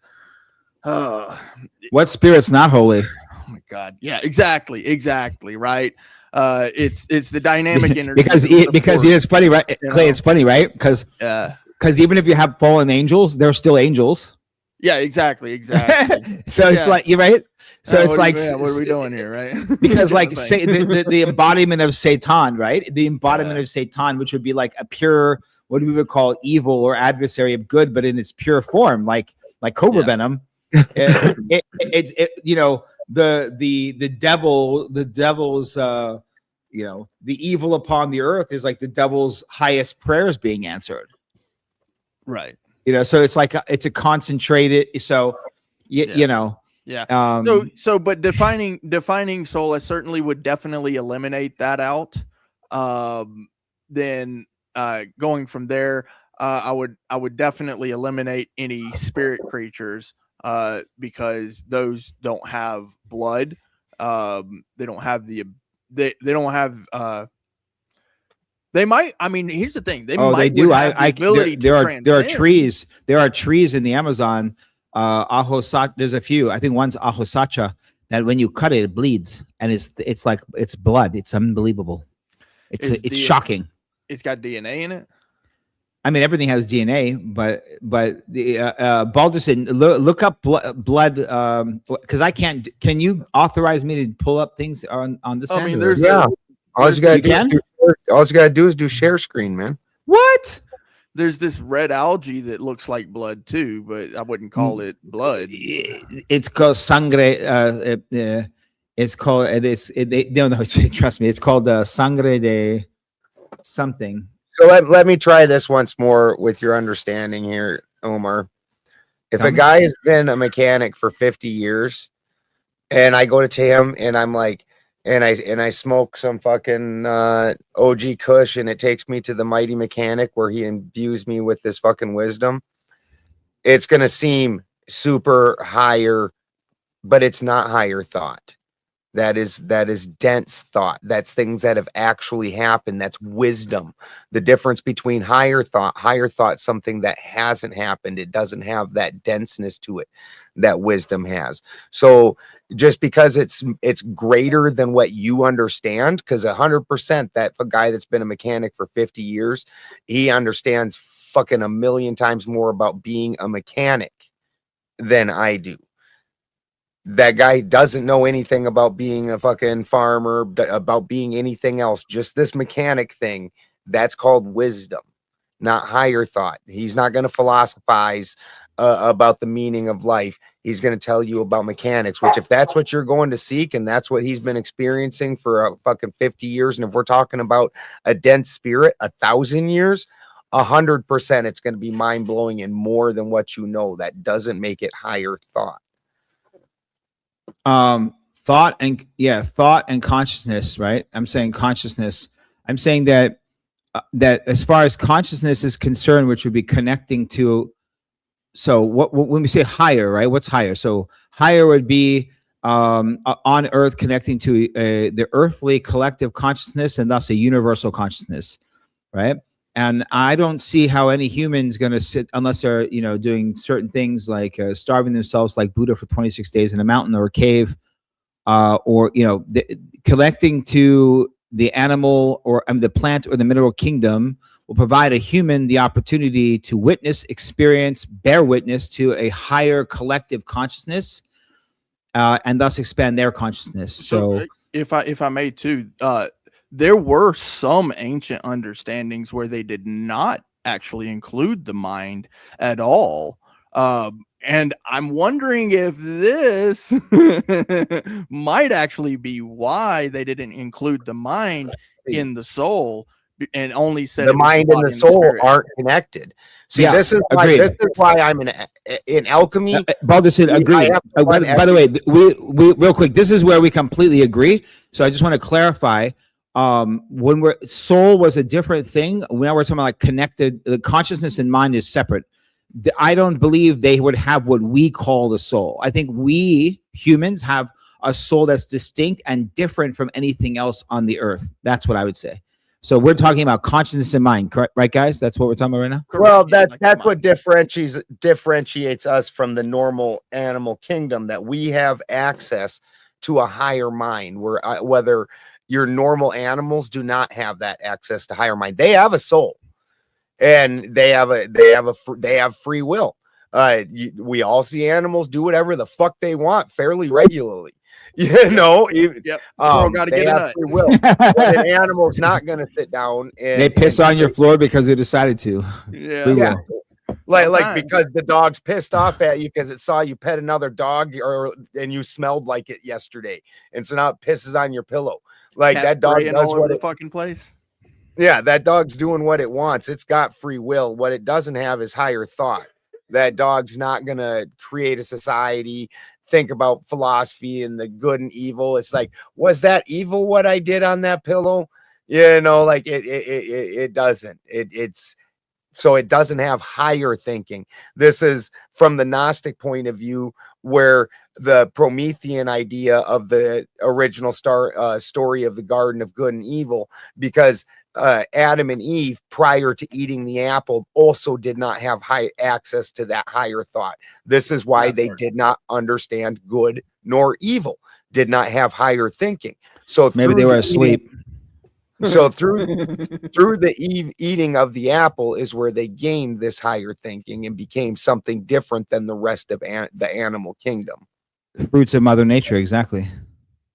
Yeah. So, by the way, this is called dragon. The sangre de grado is the tree, but everyone knows dragon's blood. You can take dragon's blood and you can put it on your cut and heal your cuts, right? And disinfectant. And so it's called dragon's blood for a reason, because the sangre means blood, and sangre de grado is the specific tree. But they don't really. I'm actually going to pull up. Like, can you see this? I'm about to pull up. All you gotta do is go present. See that present or invite button right next to your picture? Yeah. So go up to a tab, look something up, go to the present or invite button, click that, then go in and go share and pick the thing that you looked up. Okay. I'm going to find it. The bleeding tree. It was quite amazing. It's quite shocking. Okay, let's see. Anyway, yeah, so look, consciousness, collective consciousness, independent mind. We have an independent mind, like we have a satellite, but how do we get that thing to work? You know, plants and mineral kingdom have always been there, Father and Mother Nature, to tap the child, to teach it the ways of the earth, and to elevate us into a higher state of consciousness, as an individual and collectively. Because what is a prophet? A prophet is someone who... See, where we're having a disconnect is you think higher is better, and it's not.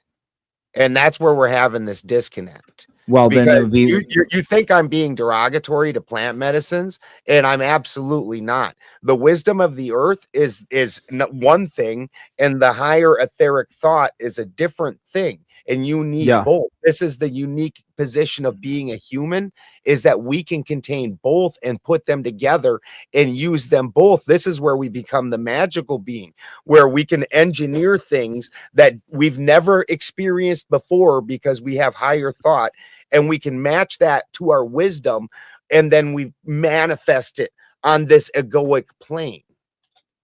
Yeah, I like that. That's a good. I don't think for a second that anyone's going to say that you would say that the plant kingdom is like insignificant or lower. I'm pretty sure that's kind of obviously you completely don't think that. No, I don't think higher is better. I'm saying that for us as a human, higher is better. It higher is the point. Like, we're supposed to understand. Well, then we should just eat raw meat and be cavemen. Dude, the great work. So that's where we have a paradigm. You're doing the great work, bro. You take in the high side, the sulfur side, you bring that to its epitome, to its highest. Your salt side, you bring that to its epitome, its lowest. You take both sides and you put them motherfuckers together, and that's you. So you want which one do you think and the lowest? Both. Yeah. Of course. Which one do you think humanity has a disconnect with, the higher or the lower side in this moment? I think the lower side, they are horribly disconnected. No, I think we're sitting in our roots. 100%. People are jerking off the porn 10 times a day and not having a thought outside of this life. I think we're completely in the lower. Is porn them jacking off in their hand in their imagination, or is it them getting it on with a woman? It's a lower chakra. It's them being all crossed up, bro. No, they we're aren't in the lower. they aren't truly opening up that lower chakra because they aren't with a woman. They're off in their head and then rubbing their little Peters. Unfortunately, it doesn't make a difference if they're thumbing their own ass every single night. They're still activating their lower chakras, unfortunately. And meanwhile, simultaneously, all the preservatives. Are they also imagining? Meanwhile, all the it doesn't make a difference. Physically, the chakra is open. No, it doesn't. It definitely does. It doesn't. It definitely does. If a person's sitting there and why are they watching the porn? Okay, so then tell me. Why are they watching the porn? Because they stimulating their lower chakra.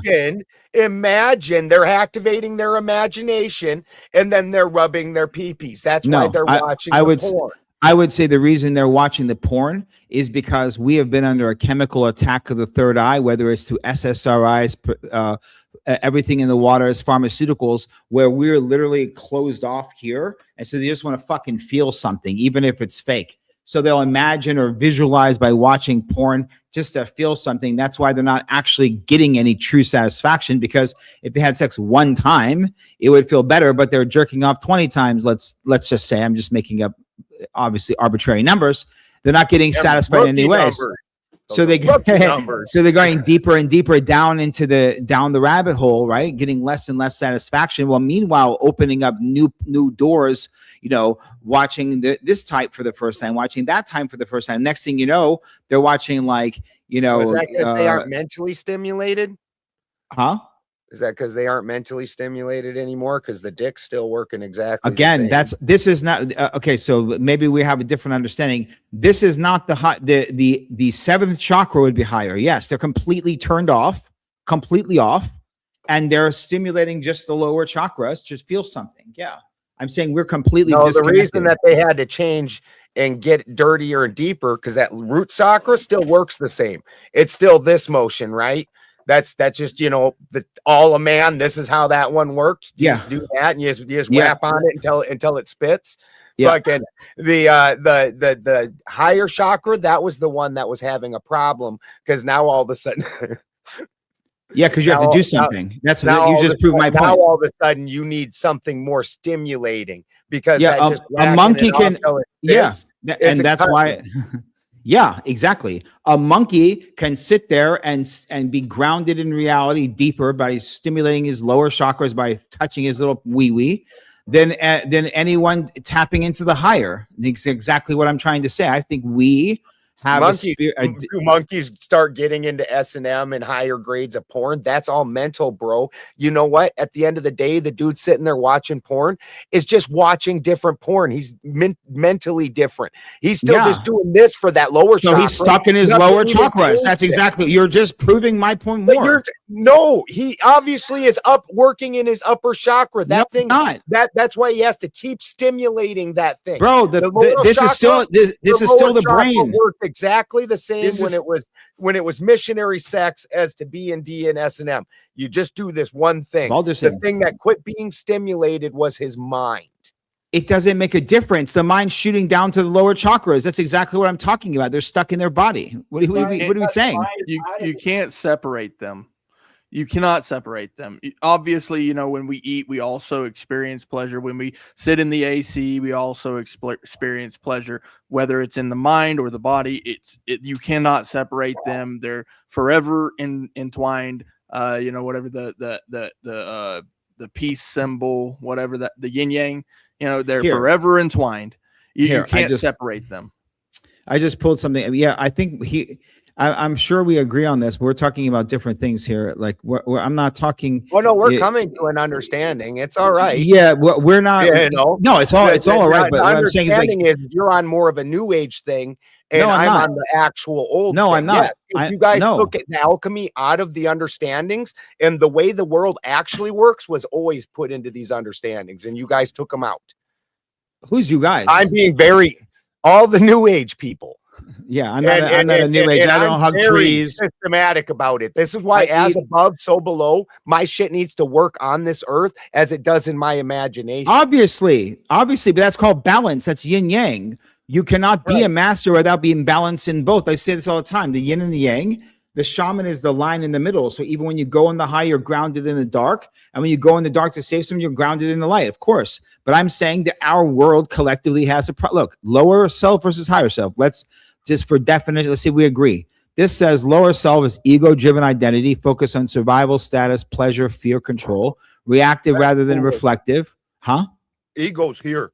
Ego's here. It's I just typed in lower self versus higher self. Just, I would definitely take fucking AI's version of that. This is part of why, again, this is one of the things I've done with occult for years. Through the actual fucking alchemy, we understand these things better, so we can get rid of these. I'm not being taught alchemy right here. I've also spent 30 years of my life studying that. So this is not like alchemy 101 for me. How many times have you fucking done the fucking great work in a lab? Yeah. Oh, okay. All right. We're not going to get how many times.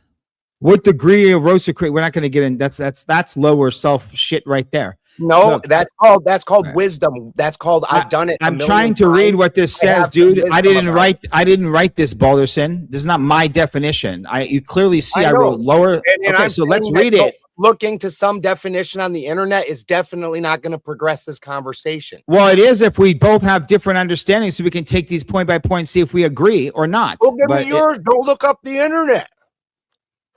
Oh, I have, but every time I start saying it, you start interrupting me and telling me I'm wrong, so I haven't been able to say a fucking sentence straight. You don't know how to have a back and forth. We do this like I do all the time. Every time I mention the brain, you're just getting real touchy because I disagree with you. No, we can. What? This is the whole fucking. You're point getting real touchy because I disagree with you because you're trying to demonize the salt side, which is the epitome of stupidity. Yeah. This is something that they've done through religion and everything. Anybody, so that's a good litmus test. Anybody who disregards any specific component to the alchemy itself is retarded. Yes. So let's not say that I'm retarded. I'm not demonizing salt nor am I elevating salt. I'm talking about if I take humanity the salt out of the equation, how is it less important? The equation. Okay, so what's the problem? What's the problem with humanity right now? Because I'm trying to share my version of it, but you seem to keep filibustering and telling me. Will you tell me what the problem is? The lower self? It's all of it. Half of them are stuck in their head. The other half are stuck in their fucking root. None of them are connecting in any way, shape, or form. This is good. So when you say stuck in their mind, only stuck in the head. We're all stuck in the mind. No root for autism. No, we're all stuck in the mind. So I agree with you. But when I say stuck in the mind, right? So when we say everyone's starved their own reality show, right?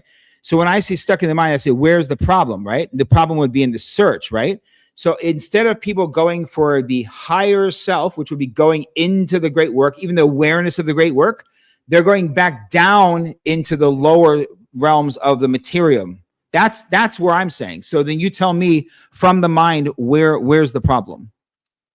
Because everyone's in their head. How are these kids that are sitting and playing video games and lost in a fake world and never experiencing any of the wisdom of actually having done any of these things? Yeah. Stuck in their root. Because that's all the things that are in your root. Not just whapping off. I get the negative portions of the root. You somehow missed all the positive ones. And that includes the things that your forefathers did. Like my fucking forefather was a fucking metalsmith. And somehow at the age of 5, I was the world's best metalsmith because that shit's all in my root. And I've tapped that shit. That is an important part of things. Higher thinking, absolutely also important. This is the understanding of being an alchemist. You bring both things to their epitome and then you put them back together so you get the best of both worlds at their epitome. So I would say that it's ABBA. I would say that today people have to have the concept of the even the concept of the alchemical journey of the great work, to plant the seed of that for them to look up, because inevitably they have to go into the root to start the journey, which is, let's just call it step 1, right? Ancestry, where'd you come from, ancient wisdom, ancient history, etc., to even be able to rise even like chakra by chakra up to the higher self, the angelic self, etc. That's the way. So there's no way through the journey without step by step. For example, even in self-mastery, right? You have a mental body, you have the physical body, you have the spiritual body, right? But then you have the sexual body. So let's use the sexual body as an example, because that's probably one of the biggest complexities we have, right? The misuse or the inactive, I don't want to say inappropriate. Let's say the misuse or lack of understanding of the sexual body, right? So let's just use that as an example. So everyone's like just trying to bust little squirrel nuts 50 times a day, trying to get some pleasure, right? Whereas if they actually had true connection, etc., a true partner, they'd be able to have a full experience, right? So that would be a sexual metabolism. You have a spiritual metabolism. You have a mental metabolism, right? You have a physical metabolism, and you have a sexual metabolism. This is why it's very important for Tantra and for someone to be able to open up these channels, whether breath work. This doesn't mean sex with somebody. It means the ability to understand and send breath to each different divisions, right? I'm just simply stating that without the awareness of the idea of beyond or above, so to speak, they'll never start the journey of organizing this shit, because we are stuck in this short-term pleasure, short-term satisfaction reality, which is lower chakra based, fight or flight. It just riddles through our body. That's what I'm ultimately trying to say. Balderson. What? My wife gave me food. No, I'm just saying that's ultimately what I'm trying to say. I'm Ben saying was that getting hangry. Ben was getting hangry. what are you eating there, buddy? Homemade mac and cheese. Oh, hell yeah. Bro. What kind of cheese, though? Oh, dude, mostly pepper jack, and then I got some Boar's Head 3 pepper in there, and then we got asparagus and some fresh broccoli and some Romanesco cauliflower in there, and a stick of real grass-fed butter. Yeah, better protect that. I might, you know what? California's not that far away from me anymore. Yeah. When I come to see Miss Balderson. yeah. You know, one of the guys. You know, why do you think these like little like what do you like these little like Indian gurus come in and everything revolves around like the idea of like yoni massages and freaking tantra and you know and all the sex magic and all that stuff, is because they're telling them like, oh, we're going to teach you the mysteries of the lower realm, you know, to stimulate you, and you'll fucking find divine order through that process, right? Without understanding the process itself, right? Because if you're disorganized, unbalanced, etc., you'll experience any higher realm in a state of chaos. It'll be disorganized. So I just want to kind of bring it back a little bit, if I could. So it is kind of interesting to me where the spirit, pretty much across the board, anybody who's a believer understands the spirit to basically be just one thing. That's that energy, that's that dynamic force within us. And then you've got the body, which can be separated physically into all sorts of parts, but more or less it's pretty much finite. You got the bones, you got the heart, you got the liver, and I know we didn't even get into the bones part yet. I know it's probably going to be getting close to when we want to. I thought Omar was just talking about bones. Were you? We mentioned it. Okay. But when it comes to the mind, I was making a joke about the sexual part. Oh, no, I'm. Nice. Oops, sorry. Yeah. I did mention the bones. I completely. I said the mineral Right kingdom is out like of the bones of the earth. But when it comes to the mind, which I actually believe still should be included within the soul. The funny thing I notice about it, though, is when you start to divide up the mind the same way that the body gets divided up, it begins to become this cascading waterfall of all sorts of division. And maybe, just maybe, because we can actually go into our own minds and create all sorts of divisions. Much less going into somebody else's through psychology or just simple observations, like, you know, you got bipolar, you got schizophrenia, you got all these different disorders, ADHD, ADD, yada, yada, yada. And we end up dividing it up so exponentially that it's basically almost pretty much infinite.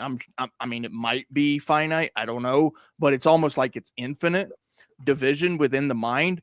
And so maybe recognizing that ability to divide it up kind of the same way the body divides up. But then, of course, like I said, you still got the spirit, which essentially everybody recognizes. That is, essentially that's one thing. There's nothing more than just what is that life force continually. I just, I'm You're listening getting to you wins guys, in the chat. and What happened? Interesting. Christy's getting wins for cooking in the chat. Yeah. Yeah. No It's doubt. like, Balderson, when you look at like the 4 stages, right? The 4 stages of the great work. This is also correlation to the colors of the fire, right? Well, the 4 intensity. stages only really apply to the body, to the salt materium, side. the materium. Yeah, the salt side. The matter itself. But also, but so because half the people will also correlate to the color of the flame simultaneously. That's a newer version of it, obviously. That's 1600s comparing to the flame component. So it's like, if we're just talking straight Magnus Opus, right? I'm saying that everybody is still in the Negredo. Everything is blackened, and it hasn't. Yeah, you're definitely stuck in your carbon body. Which to me, I think what our paradigm is, I would say is the lowest state, and you would say is the first state. I'm going lowest. I'm saying like lowest to highest, and you're saying 1, 2, 3, 4. Like you're saying their level. Hold on, I'm gonna try and clear this up. I sent this to you, but you don't watch things like this. Such a douche. What do you mean? Someone said you're not black. So it's like, I didn't know any of us thought we were black, but maybe. Oh, I think I remember you showing this sometime back to me too as well. And so when you're looking at things, you've got your tree of life is this entire totality of this thing on the right. Okay. Your heart is this center line. That's where the 2 sides are held together. This is gonna be your will center. This is obviously gonna be your typical what people think of as chakra points. This is all laid out just very mechanically. But what this really is 3 trees that are tied together. So this tree that my arm is over is your salt tree. The center tree is your ego tree, and this far left tree is your oil tree. And so when you're looking at the way it's laid out, specifically, like higher thinking is going to be this top diamond, and humans have that. Other animals, they don't. When you're looking at free will, that's going to be this diamond right under the center line. So like this is part of why angels, who are representing this super high etheric thinking, don't have access to that free will that we do, because they don't. Their tree of life, see how it doesn't dip down there? It stops right here. That's a problem. And so when you're looking at the different beings, it matches up to all this, and then understanding what each chakra, what is its purpose and its capabilities. And some of these beings, while they have a complete tree of life, theirs is a 3-part, just like ours. Their 3-part doesn't extend all the way up and all the way down the way ours do. That's why humans are so very unique. yeah. I mean, that's here. Let me try something here. Bang. See if this works. Share. Does this work? It didn't work. Share this tab to StreamYard. Thanks, Dingo. I wish I would have seen that while I was doing it and realized you couldn't see my mouse pointer.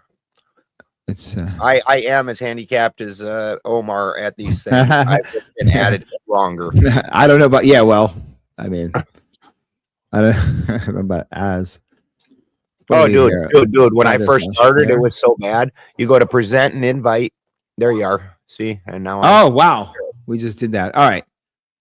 Again, this is we're talking about We're just talking about the look. When we're saying the great work, we're just talking about the alchemical journey, right? The balance between the whole point, right? And so how to do it. So you can take any symbol of whatever here. You have. Let's see here. Where are we at? Where's this thing? Can this work? You see or no symbol? Okay, yeah, symbolism. Yeah, so symbolism, right? So classically speaking, this is called a triquetra, right? And so this one source is called this God, right? And then you have a body, you have a soul, and you have a mind, right? And so this would be a triangle, as Balderson was talking about the triangles, right? And so down here on the lower level, let's say, is the animal kingdom, right? And you have a plant kingdom, just from the simple perspective that we described earlier of it being older and being more connected through the connection of the earth. And over here is a mineral kingdom, as this is saying, older and more connected through a collective consciousness through mountains, right? And here you have this circle, which would be a universal consciousness. This can be referred to as an Ouroboros, right? Which would be the serpent biting its own tail, right? Which that actually has its own specific meaning, but let's just call this the Ouroboros. This would be universal consciousness. Universal consciousness is something that's beyond the five sensorial three-dimensional reality, right? So you can't touch that, but we're a part of that. So we can connect through that, right? So inside here is like the center. You call this like, if this was a body, you have a mind, a body, a soul, right? And then you have, of course, your soul would be like God inside, let's call it here, right? The part of eternal self's here. Or if you say this is a collective thing, then this would be a collective consciousness, right? You have an awakened soul, an awakened body, and then a fully awakened. So this is like a journey, right? Through this journey, we're going to pick up pieces, so to speak, or connect everything. Chakra means wheel. So we're connecting. Imagine that's why we were talking, what was that symbol we were talking about? The swastika with the stars and stuff we were saying? That was a new thing, but there's a lot of symbols of wheels throughout the history of mankind, right? And usually that's talking about getting things to move from different parts to move into one specific thing that's connected, right? So this is just another explanation. This is a top-down view, correct? This is a human. This is like we're down here. Like we're this. We have to have a starting point, right? So I'm right here, right? I'm a part of the animal kingdom, right? I have a body, I have a mind. This is awarenesses. Where I have a body, okay, duh. I have a soul, and then I have a mind, right? And then there's something that we're searching for inside of us. This is like our soul, right? Imagine you're looking down at the three parts, right? And so we're trying to awaken the body by tapping into the universal consciousness. We awaken the soul. So we're going that way. There's no up and down, and then I'm just using human terms. Then awakened body, we're going that way, right? And then we're going this way, and then fully awakened mind, boom, we're going that way. But we're going all three directions at the same time. And if you just talk about, for example, like the etheric body, let's say, right? So you have an etheric body. One of the Hindus will say, okay, here's the seventh chakra is above your head, 6 inches above. So then let's just call this the crown, right? So then you have this like etheric body. Okay, great, right? But that body doesn't have a set limit. That's why people have certain. Remember when Balderson said you see this like charismatic leader, and then you see him in person, he's like 5'5"? Because that's not. He's not tapping into his physical presence. He's tapped into his etheric body, like they call it influence almase. It's the ability to mesmerize large groups of people at the same time. I have a song for that. Mesmerize? I have a song for that guy. That guy. I have a whole song that I wrote for that guy. The painter? No. The guy that you're talking about, the mesmerizer. Yeah. That guy, the one that comes in, into town and, he basically tricks all the people. What they used to call he doesn't necessarily have to be a trickster, but definitely has to have that feature, because there's good men that also were, giants, but they, like I actually have often said that the largest group of charismatic people that you'll ever meet is the troubadour. The troubadour. Yeah. Who's the largest? Troubadour. Merry men. In prison, you'll find the largest group of charismatic people you've ever met. Yes. Those people will talk those people will talk you right out your socks. They'll have you entertained the whole time you're doing con men. They're called cons for a reason. Sure. To be able to sell the Brooklyn Bridge for for $58 million or something. Like you have to have something to be able to put these things. Style shit. That's They where you call it a meet guys hustle. like that. But Yeah. the You have to have troubadour- something. The to build the troubadour polio. was previously known as well, he wasn't just one guy. It was actually a band, and they called them the Band of Merry Men. What they would do is they would come to town, and not necessarily to trick you, as Ben said, but they would come to town to take your money. They would come to town to the auditorium and play their music, put on their minstrel show, and then they would leave and leave you and your town broke. You gave them all your shit because they entertained you. Are you not entertained? And then somebody had the great idea of building a fucking coliseum. So when from the alchemist perspective, what you're trying to do to the great work is you're removing that ego, which is that center tree, which releases the sulfur tree, the oil tree, and releases the salt tree. And then from that point, you're going to go and you're going to further refine the ego out of those things. And this is where you get the blackening. So when I take plant material and I first put it to fire, bad cooks all know what Cajun cooking is, where you've just blackened it. And that's because that is the carbon or the ego or the earth component starting to come up out of that piece. The same thing happens when you start fermenting the other side. When you start fermenting, you put a carbon lock on it because that ferment's going to start farting out carbon like mad, getting that carbon out of there. The carbon belongs to the earth. That was part of your ego. See, a lot of people try and make the ego a negative thing, but the ego is not. What the ego is your projection on this earth. It's not the true you, what's inside of you, but it's what everybody's seeing. The ego is the thing that is material right here, right now. And so you're going to have to burn that out to go through the great work, this thing that's connected to this earth and isn't just the purity of you. You're going to take and you're going to purify those salts, and that's where the nigredo and albedo and rubedo and citronellus, that's where all that comes from. And what those represent is the blackening, is the carbon rising up out of the material, and it blackens. Then the material will go to a gray ash. What you want to do is keep cooking that down to a fine white chalky powder. Now, because of that, the last steps are actually it's black, white, red, yellow. The salts inside of that plant, the mineral salts, are once the cellular material is completely broke down and all the carbon's been released, the crystals are going to start binding together. And at first that's going to glow a red, and then it's going to glow a yellow. And that means that your salt crystals are now bound together. You now take and you use water to distilled water to make it into a slurry, and you keep straining it until all the ash or the cellular material is gone, because the cellular material belongs to the earth. The fucking carbon belongs to the earth, and the water, which is the first thing you get out, also belongs to the earth. That's the ego, and you're returning that. And this is part of why when Odin hung himself to himself, he was burning out his ego in order to achieve the great work. That's why he sacrificed himself to himself. The ego was the thing being sacrificed in order to achieve this greater thing. As an alchemist, they say you have to die before you, if you are trying to achieve the great work, you must die before you die. So you are always going to have to sacrifice that ego. That thing's getting given up, but you reach the two purities of yourself and you put them back together. This is why, like, a lot of people that are not really understanding occult talk about like the twin towers and the two and all that.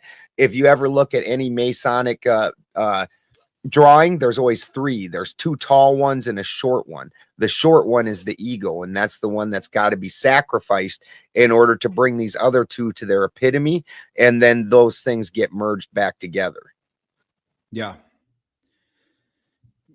But yeah, the red is the last, though, right? Black, white, yellow, red.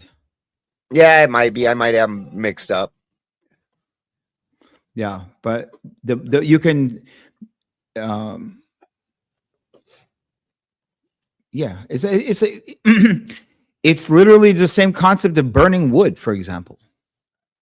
You can literally just look at burning something. Like you can just watch how something goes from its normal, quote, normal state, right? Its singular state, let's call it, right? And then through the purification process, solve a coagula, right? Then purification process, each of the 4 stages is a step representing a color and things that happening. And so like the first one would be, and again, that's the problem.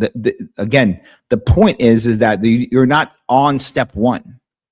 I guess that would have been better to say earlier. No, not everyone's walking around at step 1. Step 1 begins when you decide. First, you have to become aware of something.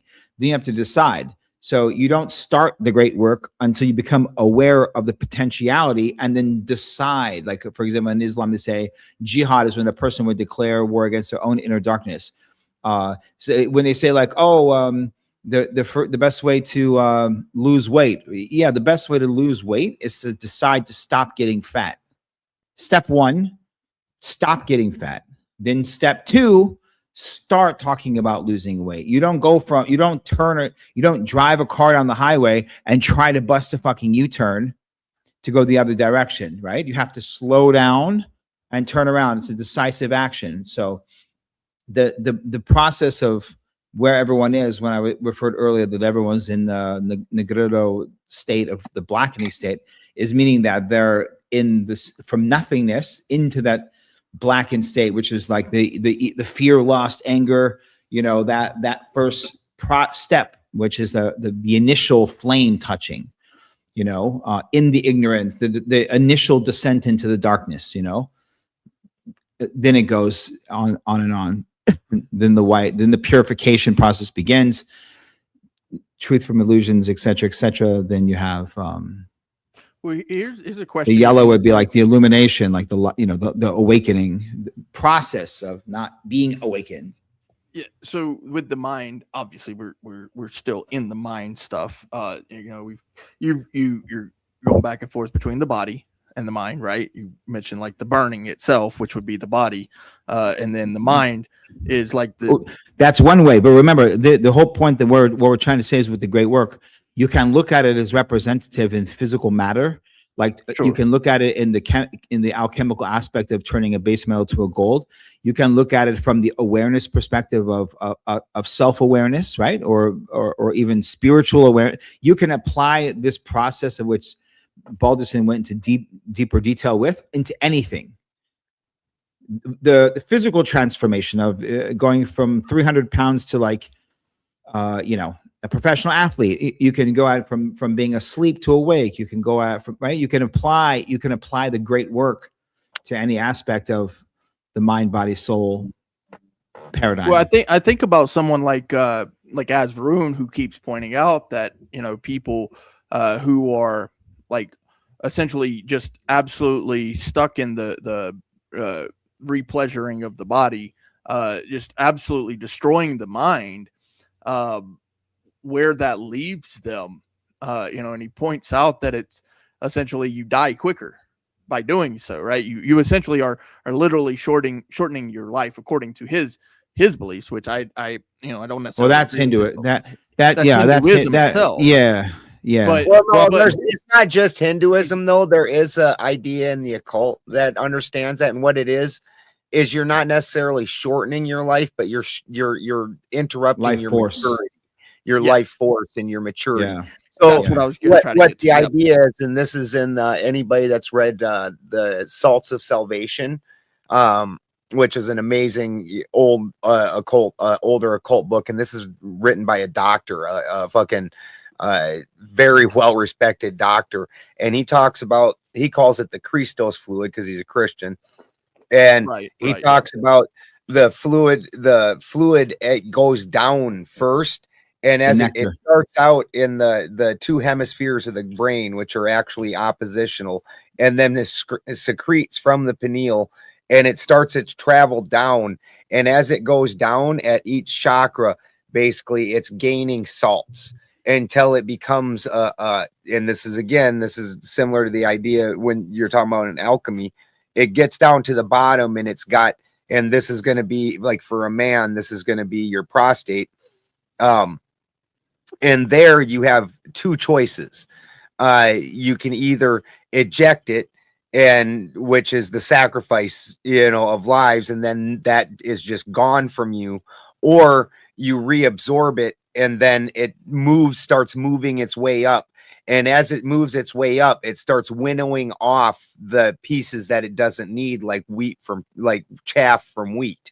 Okay. Well, then the final stop is back up in your forebrain. And this is how you're supposed to develop your spiritual side, or your forebrain, is through that. And then the energy of that then feeds your spiritual side and your higher thinking, because you fed that with your root. But if you were consistently ejecting that and sacrificing it, then you get no development in that area. It completely interrupts that flow. Yeah, that's that's true. Until you have done significant inner work, and I would call it physical work, on the different chakras, the pulled up enough, activated stuff. The Christ, the Christ oil you're talking about is in Hinduism is called Amrita. Amrita is described as the golden nectar, right? So it's referred to as the golden nectar, right? And it's in there. It's cerebral spinal fluid, bro. Like we know Right. what it is. Yeah. We know what it is. Sorry, I'm like, what is it called? What is it in English? Don't always know the functions, but we definitely know what it is. They knew of this stuff way before, right? And so, so for example, they said, DMT, we secreted when we born and secreted when we die. Okay, but as we started to understand DMT in plants, and then also through like synthesized DMT, they've been doing a lot of research on this. And they found that, we have DMT in our cerebral spinal fluid. Oh, go figure. And they found, right? And then they found like DMT and like, I can't remember where I heard this or read this, but I'm pretty sure it was a significant source. They were saying that DMT they're able to isolate DMT from fingernail clippings. So it's not shocking to me. And I don't care. It's not shocking to me that you would have DMT in anything that you can find a human's DNA in. Because certainly the only way that you could, for example, you can tell if someone smoked weed by their urine, right? Yes. Right? It's literally in your blood. Yes. But other chemicals and drugs, including plant medicines, they can only check by hair follicle, right? And fingernail clippings and so on, right? So at the end of the day, I'm pretty sure that Balderson and I would agree collectively, whether let's say we're talking Kundalini. Kundalini means coiled serpent. So it's talking about the serpent movement of the energy, which is balanced between black and white, feminine, male and female, and the serpent's going like this. It's underneath the root, right? So Kundalini is the unlimited potentiality of this thing that's sitting coiled like a cobra sitting there. It's sitting there silent, right? Until you wake it up, and then it wakes up, has to go all the way up, right? Activate the Amrita, release the cerebral spinal fluid, Christ oil, Amrita, whatever. Go back down and shoot back up, and ultimately, at the end of the day, you're not going anywhere, even if you have a journey. It's activating this etheric body, this angelic self, this Christ self, this this enlightened one, like a presence, right? That's on a higher scale. And so at the end of the day, like if you, for example, if you don't have like breath, this is why breath work's important, meditating breath into specific chakras, et cetera. But once you have a good control and understanding of the mental body, at least know how to turn it off or concentrate it.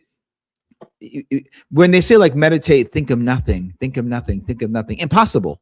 And the worst is someone's talking. How can you think of nothing when someone's talking to you? Right?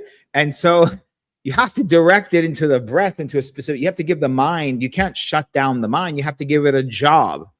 And you connect the breath to a specific chakra and learn how to get that wheel to move. Once you have activated the mind, body, and the physical bodies, then we look at a body and we have a metabolism. And so if we're talking about the movement of this prana or this chi or this kundalini, you have to get the wheels moving. And so thus there is a sexual body. So you have to get the sexual body moving. And so you cannot get the sexual body moving on its highest plane without utilizing it. So whereas, yes, the more you reserve your sexual fluid, they say in Hinduism also say ejaculation. Okay, great. But eventually, if you stop moving a muscle or driving a car, right, you got to change the fluids. You know, a race car. Nobody said never. No. These fucking Indians The Hindis, do. the Hindis will I teach will you never to. They will tell you. I am not the ones that get themselves like worked up to the border and then fucking let it back down every time. Which is a practice. Oh, this is a practice. But these guys are telling you never release it. They tell you never release it. Meanwhile, they're like banging like white girls from California and India 5 times a day because they come in 20 seconds because they have not mastered that fucking skill that we're talking about. You know what I mean? So, they're fucking liars. They've mastered the opposite. They've mastered. No, they got like they're like squirrel nuts. I'm certainly not representing Indian. No. Let's make that real clear, audience. Balderson, in no way, like that is telling you the scene on Scary Movie. I'm just saying that each man and each woman has to learn how to activate the chakras and how to work with that body and the movement of this energy. It always comes down to the sexual body, right? The kundalini, the force. You have to learn how to work on that too. Doesn't mean that there's some Indian guru who's going to go there and teach it to you. Most likely they're full of shit. Okay, I mean it's built within you. Like you're a dude. You go get the woman and master and then make more souls. Sonia said, Pope infallibility passed to the Bible's infallibility. Come home. Pope is divinely inspired to compile Holy Bible Catholically. Come home. Well, Sonia, I would tell you. Are you reading the crazy chats? I would think. I mean, aren't probably they all crazy chats though? Oh, I'm sorry. Oh, this is on you, Balderson. I don't have the. I was gonna. Sorry, that's on you. Yeah. Okay. Well, I'm sure it is, dude. Those wild ones, 99% of the time are in the vertical. You got to just overlook those. Like it's a trap, bro. It's a trap. No, I meant I don't have. I was gonna click and add it on the screen and read them, but that's you. So I don't have to worry. I don't have to do that. I also don't have any sound effects. Did they put a super chat on it to get you to say their dumb shit? No, I was just being a gentleman to inspire people to get rid of it. Okay. Fuck the Pope right in the pokey ass. Pokey Pope. Anyway, this is the best part. At the end of the day, right? There's a lot of different ways to explain many different things, but there's a foundational understanding of things. You know what I mean? A foundational understanding. I think that's the most important thing that I think we've discussed here tonight. With like we all have our own version of how it works and all of that, but when you look at it fundamentally, body, mind, spirit. I'm pretty sure that's across the board. I don't think that anything else could describe what the soul is. The spirit obviously being one thing, and then you got the body, which is multiple things. But then the mind, I mean, you could divide that 1,000 ways from Sunday. So, yeah, I would say we have the soul, and our spirit would be like the breath, because you can blow a spirit on someone, but you can't really blow your soul on someone. But once the spirit is gone, there is no more soul, correct? No, once the soul's gone, there's no more spirit. So I would say someone's like mind is gone. They're taking their last breaths, right? But that soul's still there. As soon as that soul's gone, that last breath is. Well, that's what I'm saying. I'm saying that would be the spirit of life, the nefesh, right? Or no, not excuse me, no, not the nefesh, neshama. Ruach. Yeah, the ruach. Once Yeah. ruach is gone, you have Out. no more soul, right? You're done. You're done. Yeah. Well, yeah, it's yours though. So this is, I think, where you and I make, agree. because I believe we all have eternal life as proof that we have life here, whereas religions will tell you that you have to be granted eternal life. And then I would say, interesting. Well, if you're going to go to heaven or hell, then aren't you already granted eternal life? Because by default, you have eternal life if you're going to hell eternally, and if you're going to heaven eternally. So who's granting it if you're going to one? It was already granted at the beginning of the creation, according to these religions. That's but they like to tell you a lot of the Abrahamic faith, right? So they get it wrong, is because they think that you are you're given eternal life, but what the scripture actually says. This is just actually what it says. It says that the spirit returns to the source. Yeah, of course. Returns. It literally uses the word returns. So if it was already there, it went and entered into the body. It was given to the body. And now you also have a mind because of that. But once the body dies, the body becomes worm food. The mind, essentially it's according to the Abrahamic faiths, it's remembered. Your mind is remembered. Your body is also remembered. It can be recreated according to the Abrahamic faiths, but the spirit itself is the one thing that never goes away. It just goes right back according to the Abrahamics. Yeah, eternally. It's always there. Forever. Yeah. That's what eternal means. Which is the understanding of the older belief systems as well. Yeah, that's what I believe. It's always been there. It's never going to go away. It's just returning to, or in the other sort. Some of the older faiths believe that, or older belief systems. Even if you go back to the Neolithic or Paleolithic or whatever they call it, even those, if we want to go back to that thing that the evolutionists believe and all that, even they have cave drawings. I don't believe it goes back that far. Well, the evolutionists to me is literally stupid. Like, right, they're just taking cave paintings and saying that's where it happened. The whole we came from monkeys thing is just we have more proof that we came from aliens, dude. Like we have then we have came from monkeys. Like I sorry, had to touch on I it before we get any further, because I wanted to make sure to touch on the evolution thing. That of course I don't believe it, but if you go back to those peoples that they believe existed, the Paleolithic, Neolithic, whatever, they actually in their paintings, in their little cave paintings, point to, and this is where I first talked about the man bird concept, is that's what they were referring to, the bird man, Birdman. Yeah. Well, I don't believe it. Yeah. I don't think ever, if you believe in a soul, like an eternal soul, I just don't think so. You're saying that we we were monkeys and had the same eternal soul, because if you have an eternal soul, then I don't see how you can make that jump. There's a missing. So at one point I was a monkey on Earth with the same soul. Well, apparently you still are, bro. It just doesn't.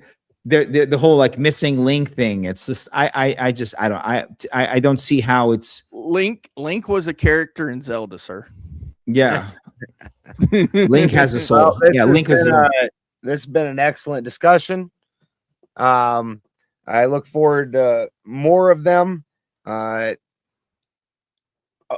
and I are definitely going to bump heads more on occult things, but it'll be fun and entertaining, we hope.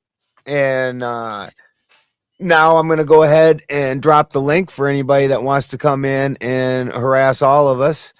And you think we bump heads on it? I don't think we're going to bump heads on the occult stuff. I think we're going to bump heads on that's what we were just bumping heads on. No, a little bit. That's not occult. Continue. Oh, occult. See right there. I think it's definitions.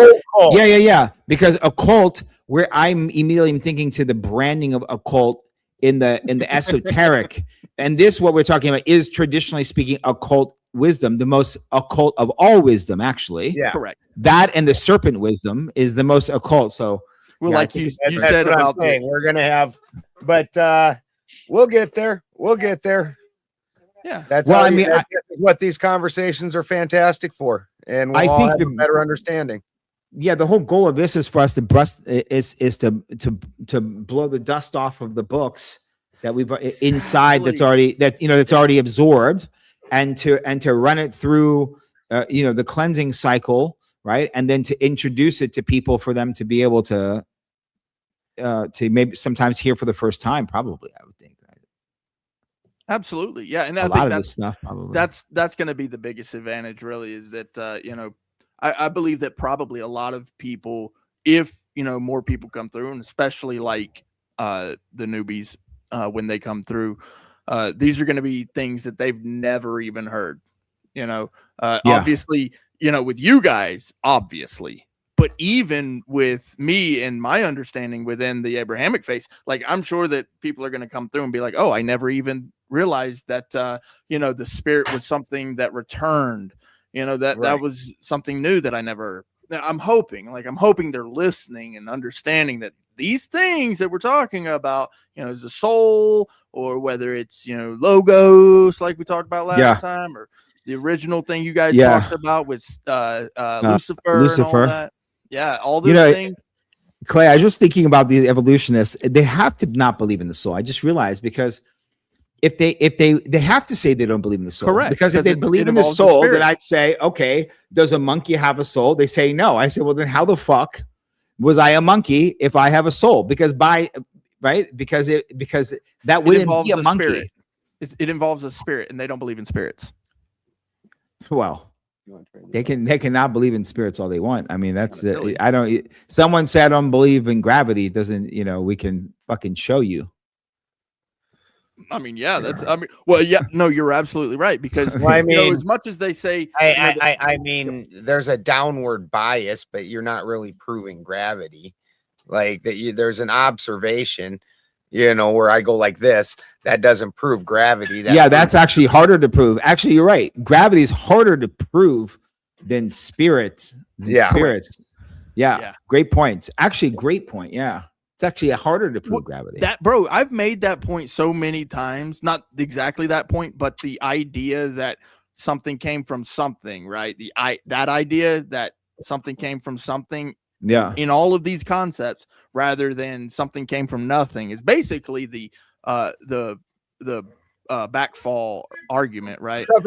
That's the harder to prove one, that something came from nothing. But regardless of that, when it comes to the spirit itself, right? When you see something die, okay, like you could say, oh, it just stopped breathing, or the brain stopped firing. But when you look at that thing, there's something missing. It's not that there's electrical impulses missing, or there's just like the chest isn't moving up and down. There is something that was there. And this is just my observation. I mean, I've observed it. It's no longer there. That thing that was there, it's not there anymore. It really ain't. when you take out, I had to come up and clear up some misconceptions. Goody. I thought you might. The come directly from monkeys. I thought you might clear up some misconceptions. We don't come directly from monkeys. Thank God. Fish. Or fish. From our We daddy have and a our common mom. ancestor, but we didn't come directly from fish. We are mammals. But that's not what I came up to correct. First of all, science is not in the business of proving anything. Proof is in the domain of formal logic and mathematics. It is a product of deduction. Okay, science is based upon is the best explanation that we can give for the summation of the evidence that we have acquired. It is inductive reasoning. It is not the same thing. I have a question for you on that, and then I'm going to run away and go make a coffee. There was one other thing. Okay, but there was one other thing I wanted to get to. Go ahead, Clay. Okay. The question is, if you're not trying to prove anything, you're just presenting evidence, then why are you always trying to prove that somebody's wrong? What are you talking about? When you are up here typically and somebody says something, well, I'm going to clear up a misconception, just like you did now. Oh, well, because that's saying nope, you're wrong, and you've said no, you're wrong many times, and that is it was a trying misapplication. To it was a misapplication of terms. That's all I said. uh-huh. Who's talking? Not you, Clay. That's Ant. Ant. And I'm going to run away and make a coffee. Ant, what is the purpose of debate? Exchange ideas. Is it not truth seeking? Huh? It should be. That's That's why I do it. Balderson, Is hold it on not? real quick. Balderson, check if everyone's mic sound equal. Are you able to check that or no? Is there a way? We have to do it. I can't really do it. So if somebody is noticeably too loud or noticeably too soft, I can adjust it. But what they're coming in at from their settings, I can't tell at all. Okay, got it. Okay, sorry guys. Continue, guys. Sorry. No problem. Ideally, yeah, I would use it for truth seeking, but that's not what everybody else uses it for. Everybody has their own different motives, and I can't test all of them. Okay. Just want to make sure we're on the same page, because there's a lot of people who just get into the debates for the sake of debating. They just put There's on a little bit facade. into that in all of us, I think. Like, we want to get up here and kind of not just test our ideas, but kind of push back on the ones we don't agree with, right? I mean, I think that's kind of normal or even expected. Well, I honestly, it's part of why I started coming into the debate community, because I have my own cosmology and understanding, and I wanted to push back against it. So, because there's going to be holes that I don't see, and I would rather make it right. Otherwise it just doesn't work. Hi, Sarah. Yeah, I think there's also a big difference between people who are there. Really, there's a big difference also between people who are coming to argue just to argue and people who are actually like seeking truth, and that's you can kind of tell pretty quickly, right? Yeah, this isn't Omar and I definitely had some differences, and we're going to do it again, but it's not really a debate show, it's a discussion show. That's why we're just having it's not like I don't think Omar has a very good firm grip of the occult understandings or vice versa. We're just disagreeing and coming and airing our understandings, and that's a normal discussion. It's okay to disagree, but debate, you're specifically looking for the disagreement. Yeah, and this is where you end up running into problems, because you can't concede, because now you're at odds trying to win something. Omar and I aren't trying to win anything outside of a better understanding. Great point, Balderson, because we're not trying to change or blast our worldview upon at the behest of someone else's, because we both subscribe to the great work, we both subscribe to alchemy, we both subscribe to the entire premise of what we're speaking about, right? It's just a matter of distinction and terminology to a certain extent, but at the same time, like the first one we talked about was Lucifer, then we went to Logos, and then now we're talking about the soul, which is going into the alchemical aspect of things. So it's not like we're like I'm pro soul and he's like anti soul. That we're not. That's an interesting chain. I kind of missed most of the debate. It came in real late. But you're here. Yeah, but like I say, what is it that you're defining the soul to be? Sir. Wait, I couldn't hear you. What is it that you're, sir. Yeah. Discussion. You're right. What is it that you're defining the soul to be? I don't have a belief. I don't really recognize the soul. And tell us what the soul, and tell us your definition of the soul. I don't have one, because I don't have any kind of any kind of recognition of an actual soul. To me, the soul would be post-mortem. All right, sorry. 1 second. Go ahead. No, go ahead. Who's got TB on? That might be me. I'm sorry. And it's like Magnum PI was on. I don't miss Magnum PI. No, the wife's watching Rick and Morty. Magnum PI was so much funnier, though. It was. Well, different kind of funny though. They're different brands of humor. No, just I love just, Magnum just PI. the idea of you saying that out loud was way funnier than Rick and Morty. Like Magnum PI dated you, made you old. It was a twofer. Okay. I've admitted to being old before. It's not really the gotcha. It wasn't anyway, a gotcha. That's why it was okay, funny to do, and it was just funny. It wasn't really a gotcha. I am also old. That's how come I was able to make the fucking reference. Magnum PI. At least you didn't Miami say- Vice. Yeah. Only if you were gay. I can't even Knight think of those Rider, shows. the A Team. I'll give you old. I remember Runaway. I The did Tom not. Selleck see that. science fiction movie. Oh, with the spiders, Yes, the robot Dude. spiders. dude. We had that on fucking. It wasn't Laserdisc. It was the disc that you had the record player needle. Oh yeah. The video disc players. Yeah. We had that. My grandma had it at her store, and she had that movie. That was such a crazy movie. I love that movie. I still love that movie. We had that and Kroll. Kroll's a great one. Kroll's Yeah. bizarre. You had to decide whether it's a science fiction movie or a fantasy movie, and it said, "Fuck it, we're both, and we're going to be sword and sandals." Yes. Oh fuck. In all the best ways the '80s could deliver. Yes. Had the Clydesdales flying across the sky, and the Cyclops who sacrificed himself was actually a good guy. Did he have a soul? He probably had a soul. A Cyclops soul. Okay, I'm back. Somebody wanted a dang stapler. I was rooting through my storage the other day and came across something I thought I had lost and made me very happy.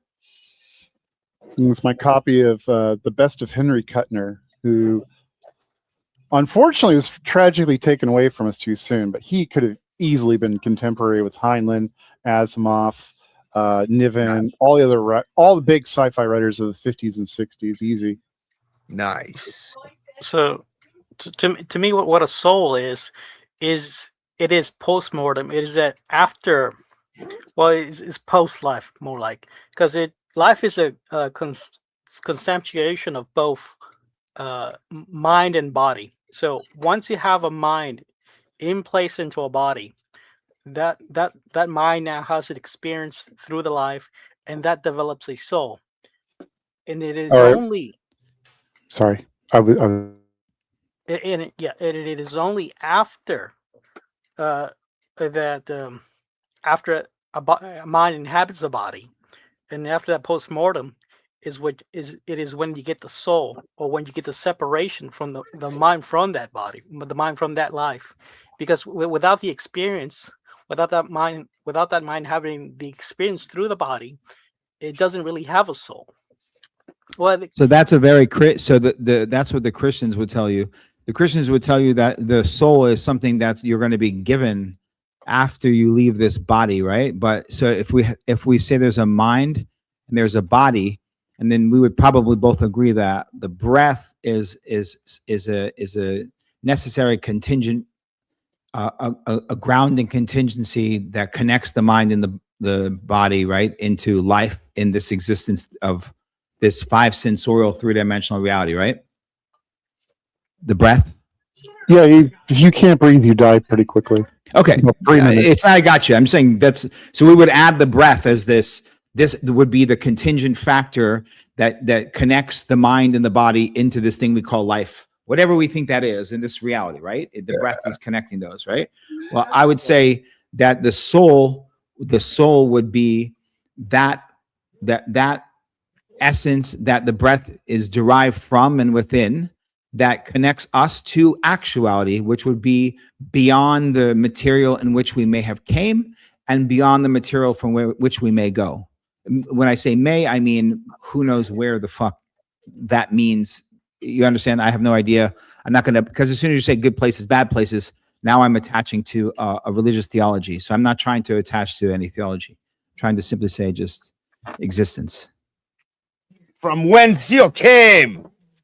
Yeah. yeah, because they basically have this in every every religion. Like for example, I think in Greek they got the river Styx, which is where all the souls go to basically forget their past life. Mm. And basically, this is quote unquote the burning of the sins, because Yeah. to burn your sins, The great work. Yeah. That we were talking about, that is a form of the great work purification process that we were describing about, that we stuck pretty much to the, I guess you could call Balderson. You could say we were talking about the Western understanding of the great work, the English version. But yeah, the Egyptians had a variation where the problems come in with the great work mostly is it's been hijacked by the occultists in the newer age, where it was Carl Jung. He went and looked at an alchemy book, and it inspired him and matched more of some dreams that he was having than other art contemporary to it, which is what he even said in the Red Book. And he wasn't an actual alchemist. So then he took just alchemical concepts and then moved them around as he pleased. And that's been since the late 1800s, that's been the understanding of alchemy. And then they're like, it's spiritual alchemy. Well, go ahead and fuck yourself. It still has to match actual alchemy. There's no alchemy without spirit. Yes.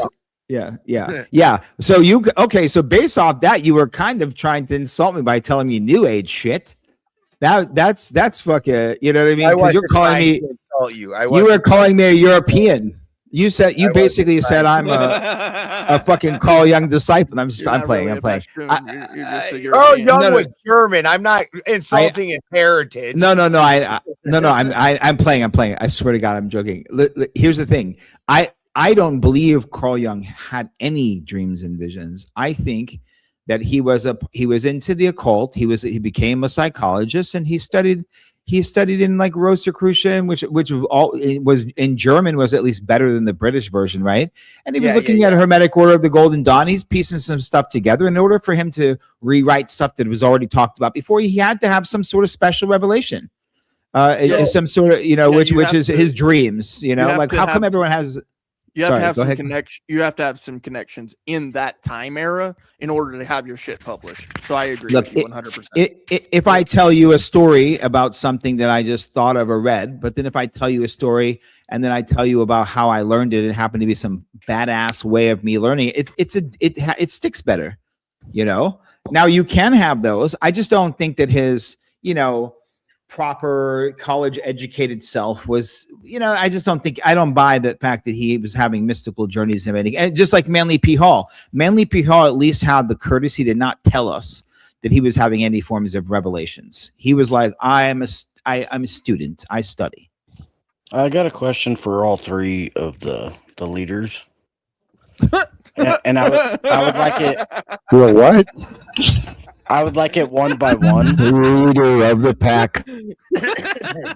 Can all three be leaders, man? There's only one. Come on. You have to pick. You have to pick a side. You guys all have different points of view, so I'd like all three different answers. Have you guys heard of the 21 gram thing? The soul thing. They say that the body changes 21 grams when someone dies. Yeah, something like that. It's possible. Jews would tell you that, and it's granted, it's a newer thing. It's a Kabbalistic perspective through Judaism, which is a relatively new thing. But they would tell you that everyone has different sizes of souls. And here's the strange thing, because they actually haven't replicated. They haven't tried to replicate the experiment. It was tried, and they haven't really replicated it. And the thing the strange part is when they did it with other animals, allegedly, supposedly they would gain weight. Yeah, I my ultimate idea about the soul is I don't think there's ever going to be any form of a tool that we can create, whether to see or measure in any way, that's going to ever be able to explain the only unexplainable thing. The ultimate necessary contingent grounding of all existence, which we would call the soul. right? That moves Plus- into that, so I don't think we can ever measure that ever at any point. When I read that they gain weight, from what I understand, that they were doing it in an overall, where the study it's supposed to be on the instant of death, and the gaining weight is from some of the chemical reactions that start happening in the breakdown of a dead thing, and you start gaining some weight at first, but it's supposed to be right at the moment of death. And it's, if a human soul is much bigger than another soul, it's going to be harder to measure. Like, it wasn't that long ago that they didn't admit that a dead battery weighs less and is less dense than a full battery. Yeah, and but not that long ago they didn't admit that scientifically. But anybody that's fucking ever tried dropping a dead battery and compared to a good battery on a fucking slab of cement, that fucking dead battery bounces like a fucking bouncy ball, and that good battery goes thud. yeah, but it's also like there's this sort of kind of like underlying assumption though that the soul is some sort of substance. Well, there's the understanding that light doesn't have any fucking material body to it either, but those understandings are starting to go by the wayside. True. Although one would say that light, actually, to tie in things together, this, if you say the universe is all matter in space, and matter, so whether it's a planet or whether it's an atom, right? But all matter is made of particles, and thus like particles of atoms. That would mean that light itself, even though it's technically non-physical, you can't touch it, is still particles, therefore is a part of the material universe. And therefore, like, even if someone were to talk about angels like appearing in light, they are also materializing in the physical matter of the universe. But I would say that the difference, I have a chapter in my book called Reality versus Actuality. And of course, this is just ontological philosophical concepts, but like the soul would not be merely like another object contained within reality in any way whatsoever, right? It would be, to describe it, would have to say it would be like an ontological like principle, right? Of which potential, which exists within the potentiality of a living organism like me, right? To actualize in life, awareness, agency, identity, experience that exists before you materialize in this reality, this body, and exist without, and the ultimate I, right? That's beyond the I itself, the ultimate existence. Eye of the tiger. Yes. Dun. So I wish you had that song. Dun, dun, dun. That's kind of like a way I would try to say it without attaching anything that has to do with religion, anything that has to do with God telling you, talking to people, this, that crap, walking, any of that shit. And you could substitute that deep into the aspect of the ma'at, which would be the substance of which light itself exists upon, and potentiality is created within, and that substance is, which they would say is dark matter, right? This unknown jello-like substance that must exist, because if it doesn't, due to gravity, the whole universe would implode or explode in a millisecond, right? So there's this thing that's holding it, and that thing that's holding everything together, including all thoughts and memories and everything, that would be the substance I'm talking about. And if you want to call that God, and then we're eternally a part of that, sure. Well, that's closer to God than anything that's been described in any of the Abrahamic faiths to me. Okay, it doesn't have an opinion for you. That would be that would basically be the ether, and what the ether. Sure. Yeah. That is the all mother. That's not God. Then that's only half the whole deal. Well, no, and to the ancients, sure. What the ether was basically God's mind medium, or mind's made medium. In the same way, for example, if you open up a 3D CAD software, you're drawing on a medium, but this is only a manifestation of the out of the computer's computation. It only exists within the computer's quote unquote mind.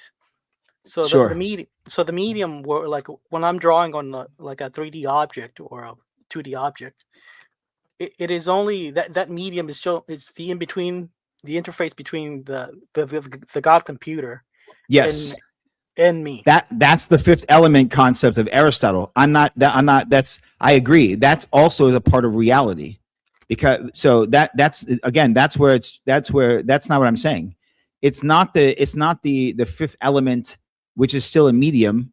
That's still a part of the reality, right? It's not, and also, by the way, it's not the fourth dimension of vibration. You have three. We have the 3 dimension, and the fourth dimension you could say is the thought plane. No, you it's could time. You could also say, okay, time. Yeah, but okay. Again, there's many different ways to square this circle, right? But let's just say within 5, let's throw time, let's throw vibration, let's throw the 3 existing, right? All of that is contingent within the concept of reality itself is not what I'm talking about when we're talking about the soul or any godlike connective thing of eternal when we use the word eternal. So the problem with that is vibrations would be a product of Oh fuck! wave. I'm sorry, Aunt, but goddamn, that is like I'm gonna star that and like maybe pin it. Right? That's funny. Shaman Omar, are you a goldfish? Because you're the snack that smiles back. You sexy stud, you. Oh That's my awesome. God. Thank you. I guess I could be a goldfish. Probably.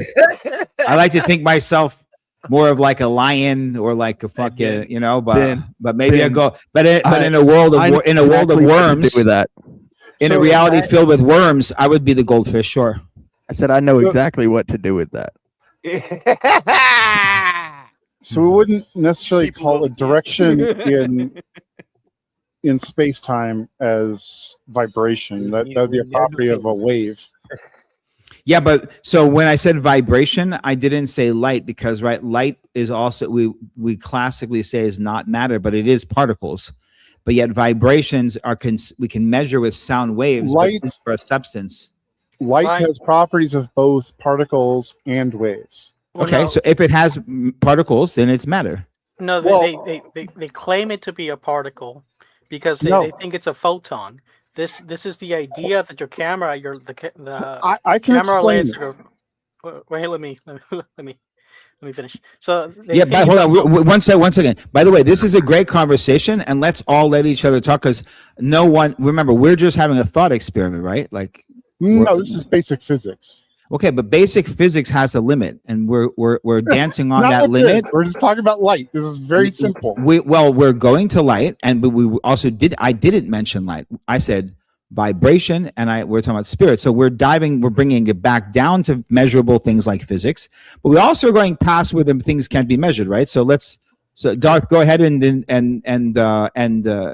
Ant, absolutely, right after. I'm just saying, let's all like have a great conversation. I have a question for you, Anchor baby. Wait. Hold on! Don't let him get thrown. Spin. You're not going to forget your question. I can already feel it. Darth, go. I'm not trying to throw you off, buddy. Yeah. I have a feeling he's going to go somewhere good. so the reason people call light to be a particle is because they're denying the medium, which is the ether. So they think that light is a photon, the being a particle. And so they're saying that your camera on your cell phone or whatever camera is eventually going to be filled up by these photon particles, and you're going to have to empty out the camera lens and dump out the photon particles. This is ridiculous. Light is a wave. It is a perturbation of the electromagnetic field. It is a perturbation of the ether, and the split perturbation. The split slits experiment demonstrated that it was a wave. Right. Yeah, but remember, as you just said, the reason they disregard the ether is because they can't measure it. So they cannot say ether because then physics or science has not an answer for something that must exist. That thing we're talking about, that thing is what I'm trying to describe in languages and societies in the past that all seem to have. Mr. Omar, Naomi Meow sends in the big $2 and says, "Tell Omar this is toward our date funds." I hope it's an adult. Yeah, they're trying to measure it, and there lies the contradiction because their assumption is that the ether is some sort of substance. like some sort of a gas. Yeah, because they have to, because we don't understand if it's not. We can't even, there's not a word, but there is this is my point. There's ether. There is called ma'at. There is, right, there are words that the ancestors have used.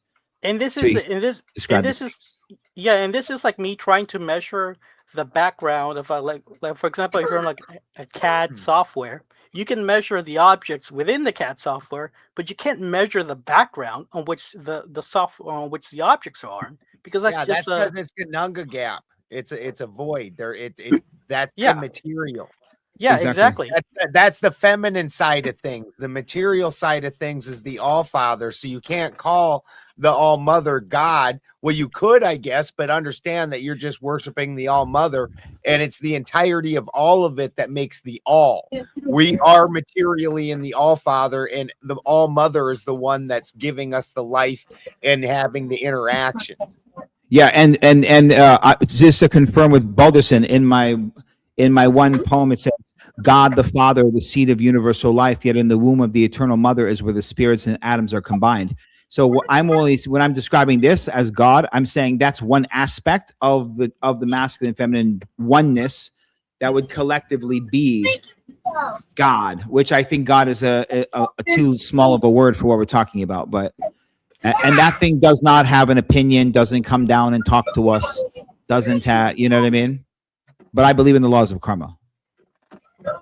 I have a general question real quick. Can gravity affect something that has no particles? Great question. No, not in the way you would think. If you're talking about about gravity lensing, where light seems to bend around massive objects, that's not because gravity is affecting light. That is because gravity is curvature in space-time. And what's happening around very massive objects is they're distorting that space-time in such a way that the null geodesic, the shortest straight path that the light is following, to us appears curved. But in space-time, it is in fact the straightest possible line. Space has been compressed in those areas. I am going to read that, but I'm Okay. going to say, get my you're question. correct for the simple fact you knew exactly where I was going with that. I would have to assume you're correct in that because you knew why I asked the question. Okay, Anchor Baby. I got the question here for you. All night, I have not heard anyone make the definition of what life, L-I-F-E, really is. Yeah. Spin asked an on-topic question. Holy shit! Yeah. I was actually paying attention. Yeah, that what we mentioned it. We said all you did was mention it. Yeah. You never explained the definition of what life really is. Yeah. Okay. Yeah, great point. So what is the purpose of life and what life is? No, right? not the purpose. I'm with you. Okay. One is one is an epistemic question, and then one would be an ontological question, right? Who did that? Balderson? Oh my God, he used the sound effect. I'm gonna fucking have to go lay down. Hey. If you're gonna do new things, I'm gonna do new things. You got to do it. Yeah. We need my StreamYard so I can I have to send you Joe Cool's.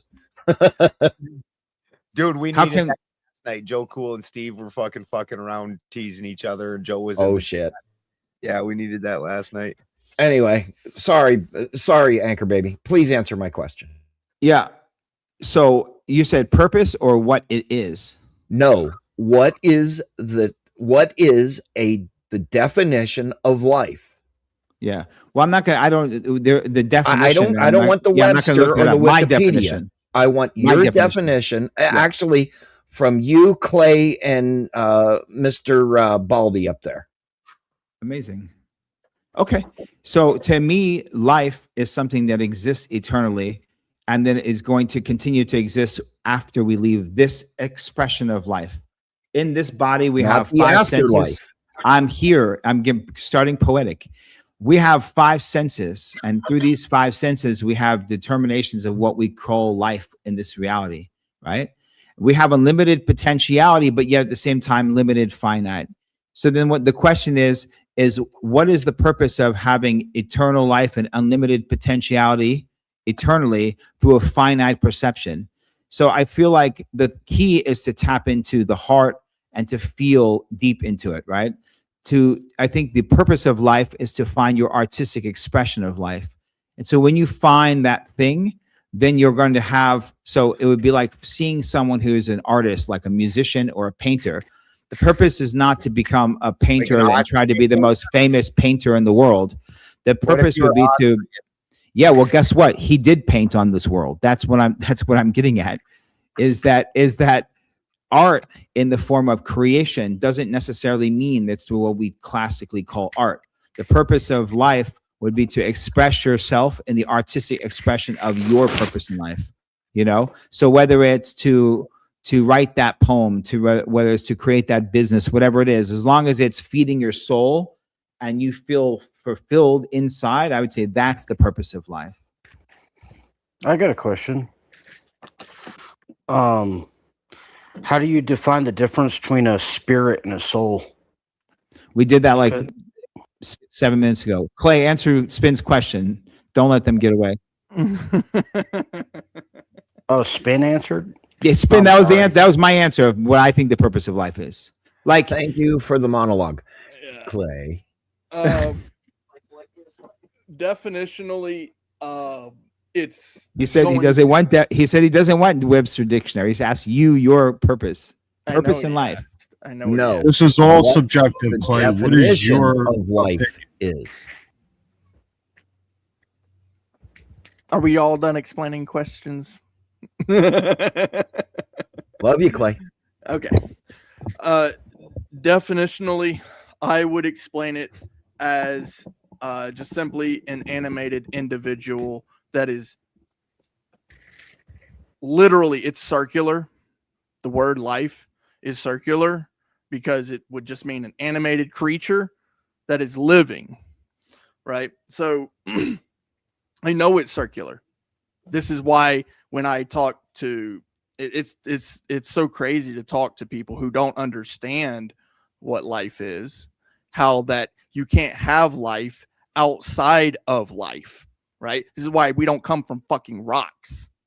This is why it has to be breathed into you. Life is life. It's literally just simply life. There is no other definition to it. You could call it a soul, but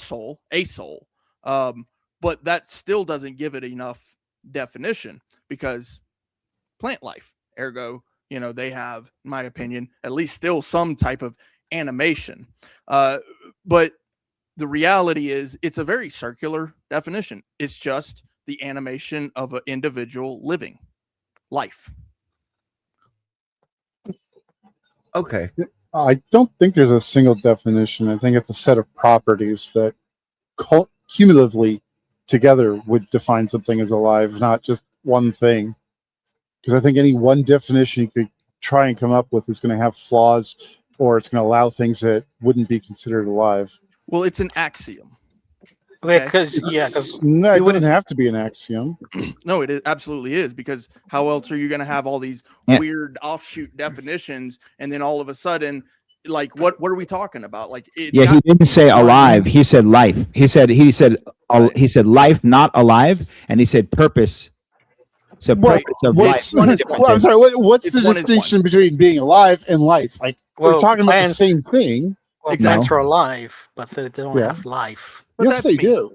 I recognize it as circular. Reason is the reason. This is where you know when people don't believe in a soul. This is the line where you start to see no soul reality and soul reality go into definitions and expressions.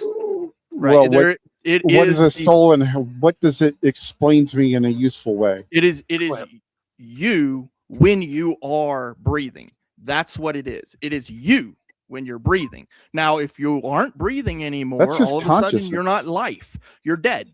You're death. You are just dead. Consciousness. But part of life is the problem. Consciousness within the mind, within the body. You are getting offended because I'm giving my definition. I'm not offended. I was just. No, you I was absolutely asking are, a because question. I'm like, so it's we, just are we done conscious. explaining? Are we done explaining? Because I'm Bruh, pretty I sure, was asking. like, I'm not. I mean, what are we Okay, doing you don't here? want questions? All right, fine. No, I don't Go mind. back. Balderson. I Go don't back to your mind. proof by verbosity. Look, Excuse you me. are trying to explain your definition by telling me I'm wrong. This is exactly. No, what I didn't told tell you you're Yeah, wrong. he's trying I to. asked, No, he's trying to go into actual scientific definition of being alive or life. without a definition. But he said purpose. When Spin said purpose, it's asking a deeper question than anything that, because the answer would be particles, atoms, nuclei, fucking hydrogen. We're not naming the elements of the universe, because the ontological question is, what's the purpose of existence, even of the universe And I itself, have an right? answer And for that's that as all well. subjective, of course. maybe there I isn't have an one. answer for that as well. And this is maybe there isn't one is equal. Maybe there isn't one is equally as valid of any of our expressions. So if that, it is subjective to a degree, but life is an axiom. Okay, there's death and then there's life. There's no life and then there's life. You can't express life in any other way than calling it life. It's just like one is one, A is A. So when you ask me what is life, I'm going to tell you it's life. And if you ask me the purpose of life, I'm going to tell you it's eat healthy, enjoy life. Right? That's literally the same expression I give to everybody when they ask me that question. Just so you know, eat healthy, enjoy life, but literally on my page. So when you go into that I'm wrong, or you're going to tell me, accept that you're doing the but thing. Okay, I understand that you don't agree because you're with using me, the but I wrong don't need your terms. explanation. Okay. Well, you're going to hear it because this is a panel. We're all up here to talk. no wrong terms. You can't have a wrong term. Question. Well, let me explain. And you can't have a wrong term you can't, if someone's using a subjective ontological expression, there's no wrong term, because he could classify, he could think that he's a rock, right? And try to explain his ontological existence. Yeah, it's subjective by nature. He said it's circular. So it's like, however his circle is. Outright. Life is an axiom. Admitting it outright, this reason is the reason. And this is the difference. This is the difference between religion. Here's the difference between religions, right? Nobody here yet, and it could change, has tried to oppress others with their religion's explanation of the purpose of life and put that as a singular truth. But the closest we're getting to is you with your atheist stuff trying to present that as the singular truth of a truly subjective ontological question.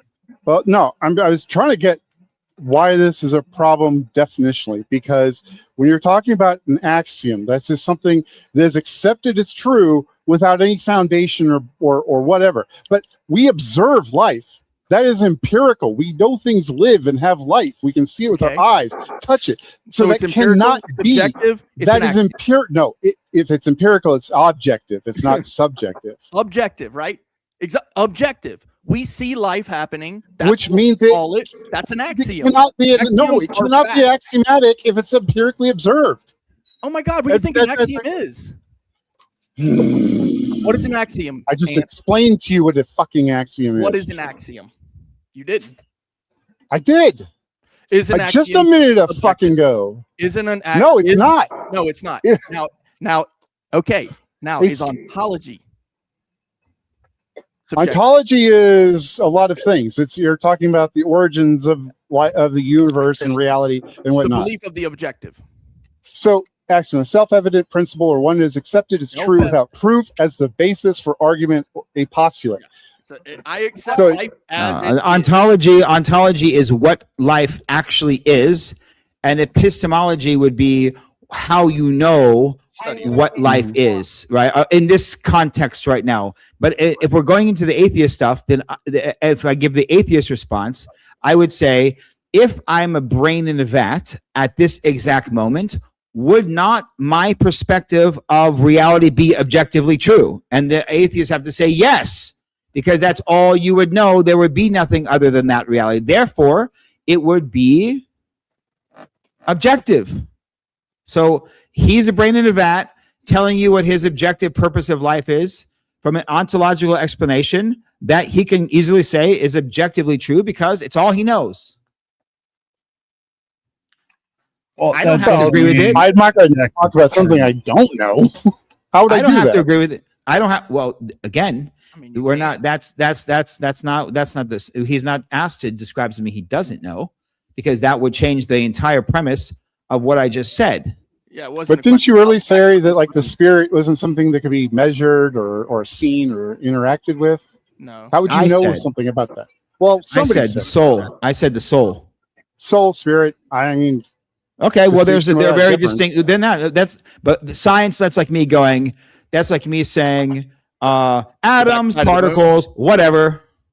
well, the atoms are backside made of of particles. whatever, right? The Remember, backside of the moon because has it's- rocks on it. it is because it is metaphysical. So metaphysics. You can think what you want about it, but it's a pretty in-depth thing. So the same way that someone tries to talk about quantum physics and doesn't know what they're talking about, when I hear someone, taking pieces of metaphysics and piecing it together, like we're saying, like red apple, purple tree, and green cucumbers.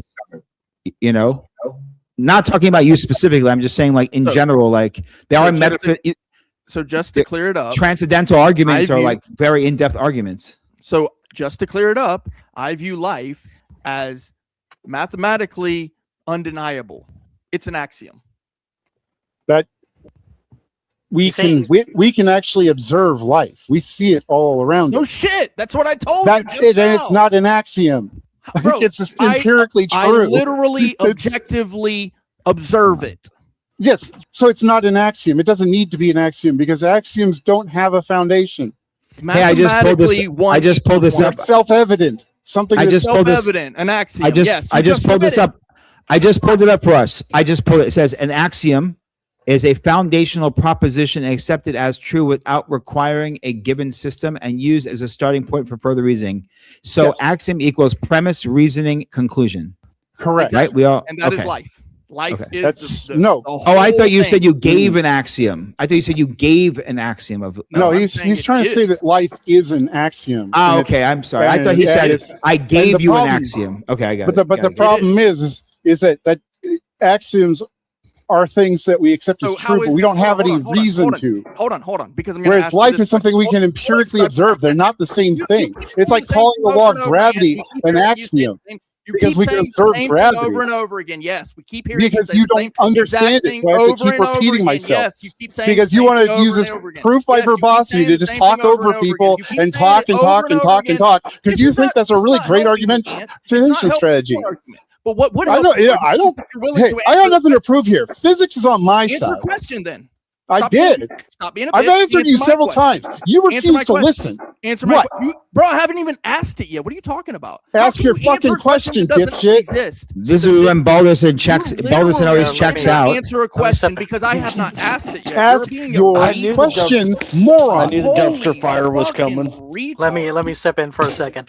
I Well, knew So- the no, dumpster I'm fire not. No, was no, no, coming. because me and Ant are gonna hash Okay. this out. We need to hash this out, okay? Now, if you'd like to answer my question, I will ask it for you so that you can know what the question is, and then you can answer it. Prove. Will you get on how with it, life- you retard? Bro, what are we doing? I was just about to ask my. No, fucking you are going to go question. on and on for another 10 minutes Literally, until I someone just shuts started you the my fuck up. question. Just setting I up just- terms and conditions. I literally, bro. We do this You on just panels you could just all the ask time, the question bro. without Why all this is it setup. that you feel the need All to this setup is interrupt? unnecessary. You could just Why? ask the Why do question. you feel the need to interrupt? You are like when I'm fucking talking, retarded. bro. Why do you feel this need to, bro? Need to Ben what? asked me a question. Okay, he asked Omar, me, and Ben a question. We were going to answer it, but for some reason, Ant needed to step in Yes, to tell I did. everybody that they're wrong. I Right? feel like Ant More answered it also, though. me. But So far, I that's thought- fine. He could have done that, but he didn't allow me to answer it. What he did was Yeah. he stepped in as I'm answering the question Yeah. to tell me Yeah, how yeah. wrong I am. Yeah, Mhm. That's exactly what happened. yeah, yeah. Now, That's what happened. That's why. What- Yeah. Now, what I'm I doing don't is care. I'm asking Ant because he clearly has a hang up here.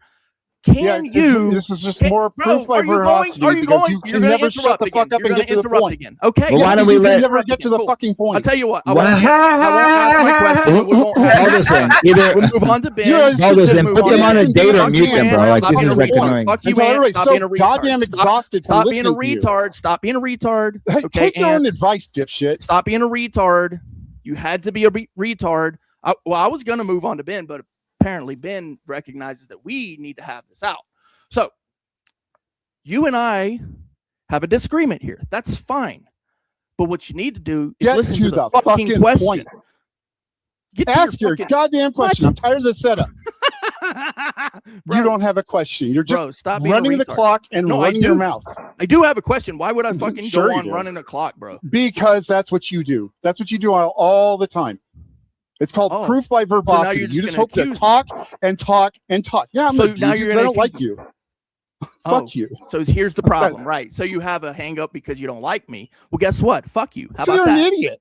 You're a fucking retard. You're an idiot. Yeah, you're a retard. But you don't have. You rarely have any good points to make. You don't have Crybaby. anything Cry interesting me to a river, say. dude. I Cry have me a no river. fucking idea why. Bro, Did I you was give you a literally up moment to on this talk? panel for like 2.5 hours before you came up, not having any arguments with nobody. Oh, Yeah, and 2 episodes prior, no arguments with way. nobody. But Ant Poor comes up all of a Quay. sudden, it's an argument. oh, are you feeling abused Why is by that? me, Quay? Why Do I is feel- that, Ant? feel Because you feel abused like by me, trolling? Quay? Are you just going to be an effigy or a Adam and just troll? Is this what you're going to do now? Just every I'll time do you what I see me on want. panel, you come up. Yeah, exactly. It's exactly the problem, Ant. You just I don't do come whatever up the here fuck because you of want. you, Clay. You just I do come up in whatever. spite of you. So then why did I you? don't come so- up to so talk to you. You do realize have that I'm nothing part you of the say show, has, right? about You do reality realize has that any part of the bearing on show is reality. me. You realize I that, don't care. right? Tough shit. And here So I then am. why the fuck part are of the you same here? show. You know this. If you know that I'm literally part of this show, Ant, why are you here? Because You're I a was dumbass. told to come. Because you No. came up to be a dumbass. To Yeah, try I to came troll. over- yeah, by To giving try you to correct troll. To try to tell facts me about how I'm physics wrong. and You're being a and actual retard, use of dude. language. Now, Because if you'd you want like to to continue to learn use terms something you don't actually know how to the use whole or what they thing where we're fucking talking mean. about, which is the soul, which you don't even have a Mhm. fucking belief in, you have no interest in. You tell everybody you don't have an interest Actually, in it. I would be interested if you could show 10 evidence times on for this it. I panel just that you don't give a haven't fuck. seen anything. Why the fuck are you here if you don't give a fuck, dude? To troll me, right? Oh yeah, that's exactly why I came up Then here. why the Must fuck have are been. you here? You don't have an interest in the I subject. don't fucking answer to don't you, believe Clay. I it. don't have to You don't tell you believe why it. I do No, anything. it's just you and me here. It's just So you what? and me. There's nobody else here. Why are you Uh-huh. here? Why are you here? None of your fucking business. My own Okay, then enjoyment, why my the own fuck- entertainment, my So own you're a edification. retard. To say hello to Exactly. some This people is I like so to talk to stupid, occasionally. bro. And Bro, hey, this if I get guy a is a chance to tell you retard. you're a fucking This guy idiot, is a that's retard. just He goes, icing I on the don't cake have to to me. answer to you. I came up on a panel that you're making. You're having a discussion with people about the soul, which I don't even believe in. But Yeah, yeah. I don't have to answer to you. I don't have to talk to you. In fact, I'm just going to tell you you're wrong the whole time and interrupt the fucking panel in the discussion. Thank you, Ant. Really, you know, what I was Thank actually you, talking Ant. about had nothing Thank to do you. with believing in the soul or Thank anything. It was you. just a misuse of the Thank language. Thank you, Ant, for being a retard. Now, Here, let me. back to the question. Prove how my axiom is wrong I when already I did. say 1 is 1. That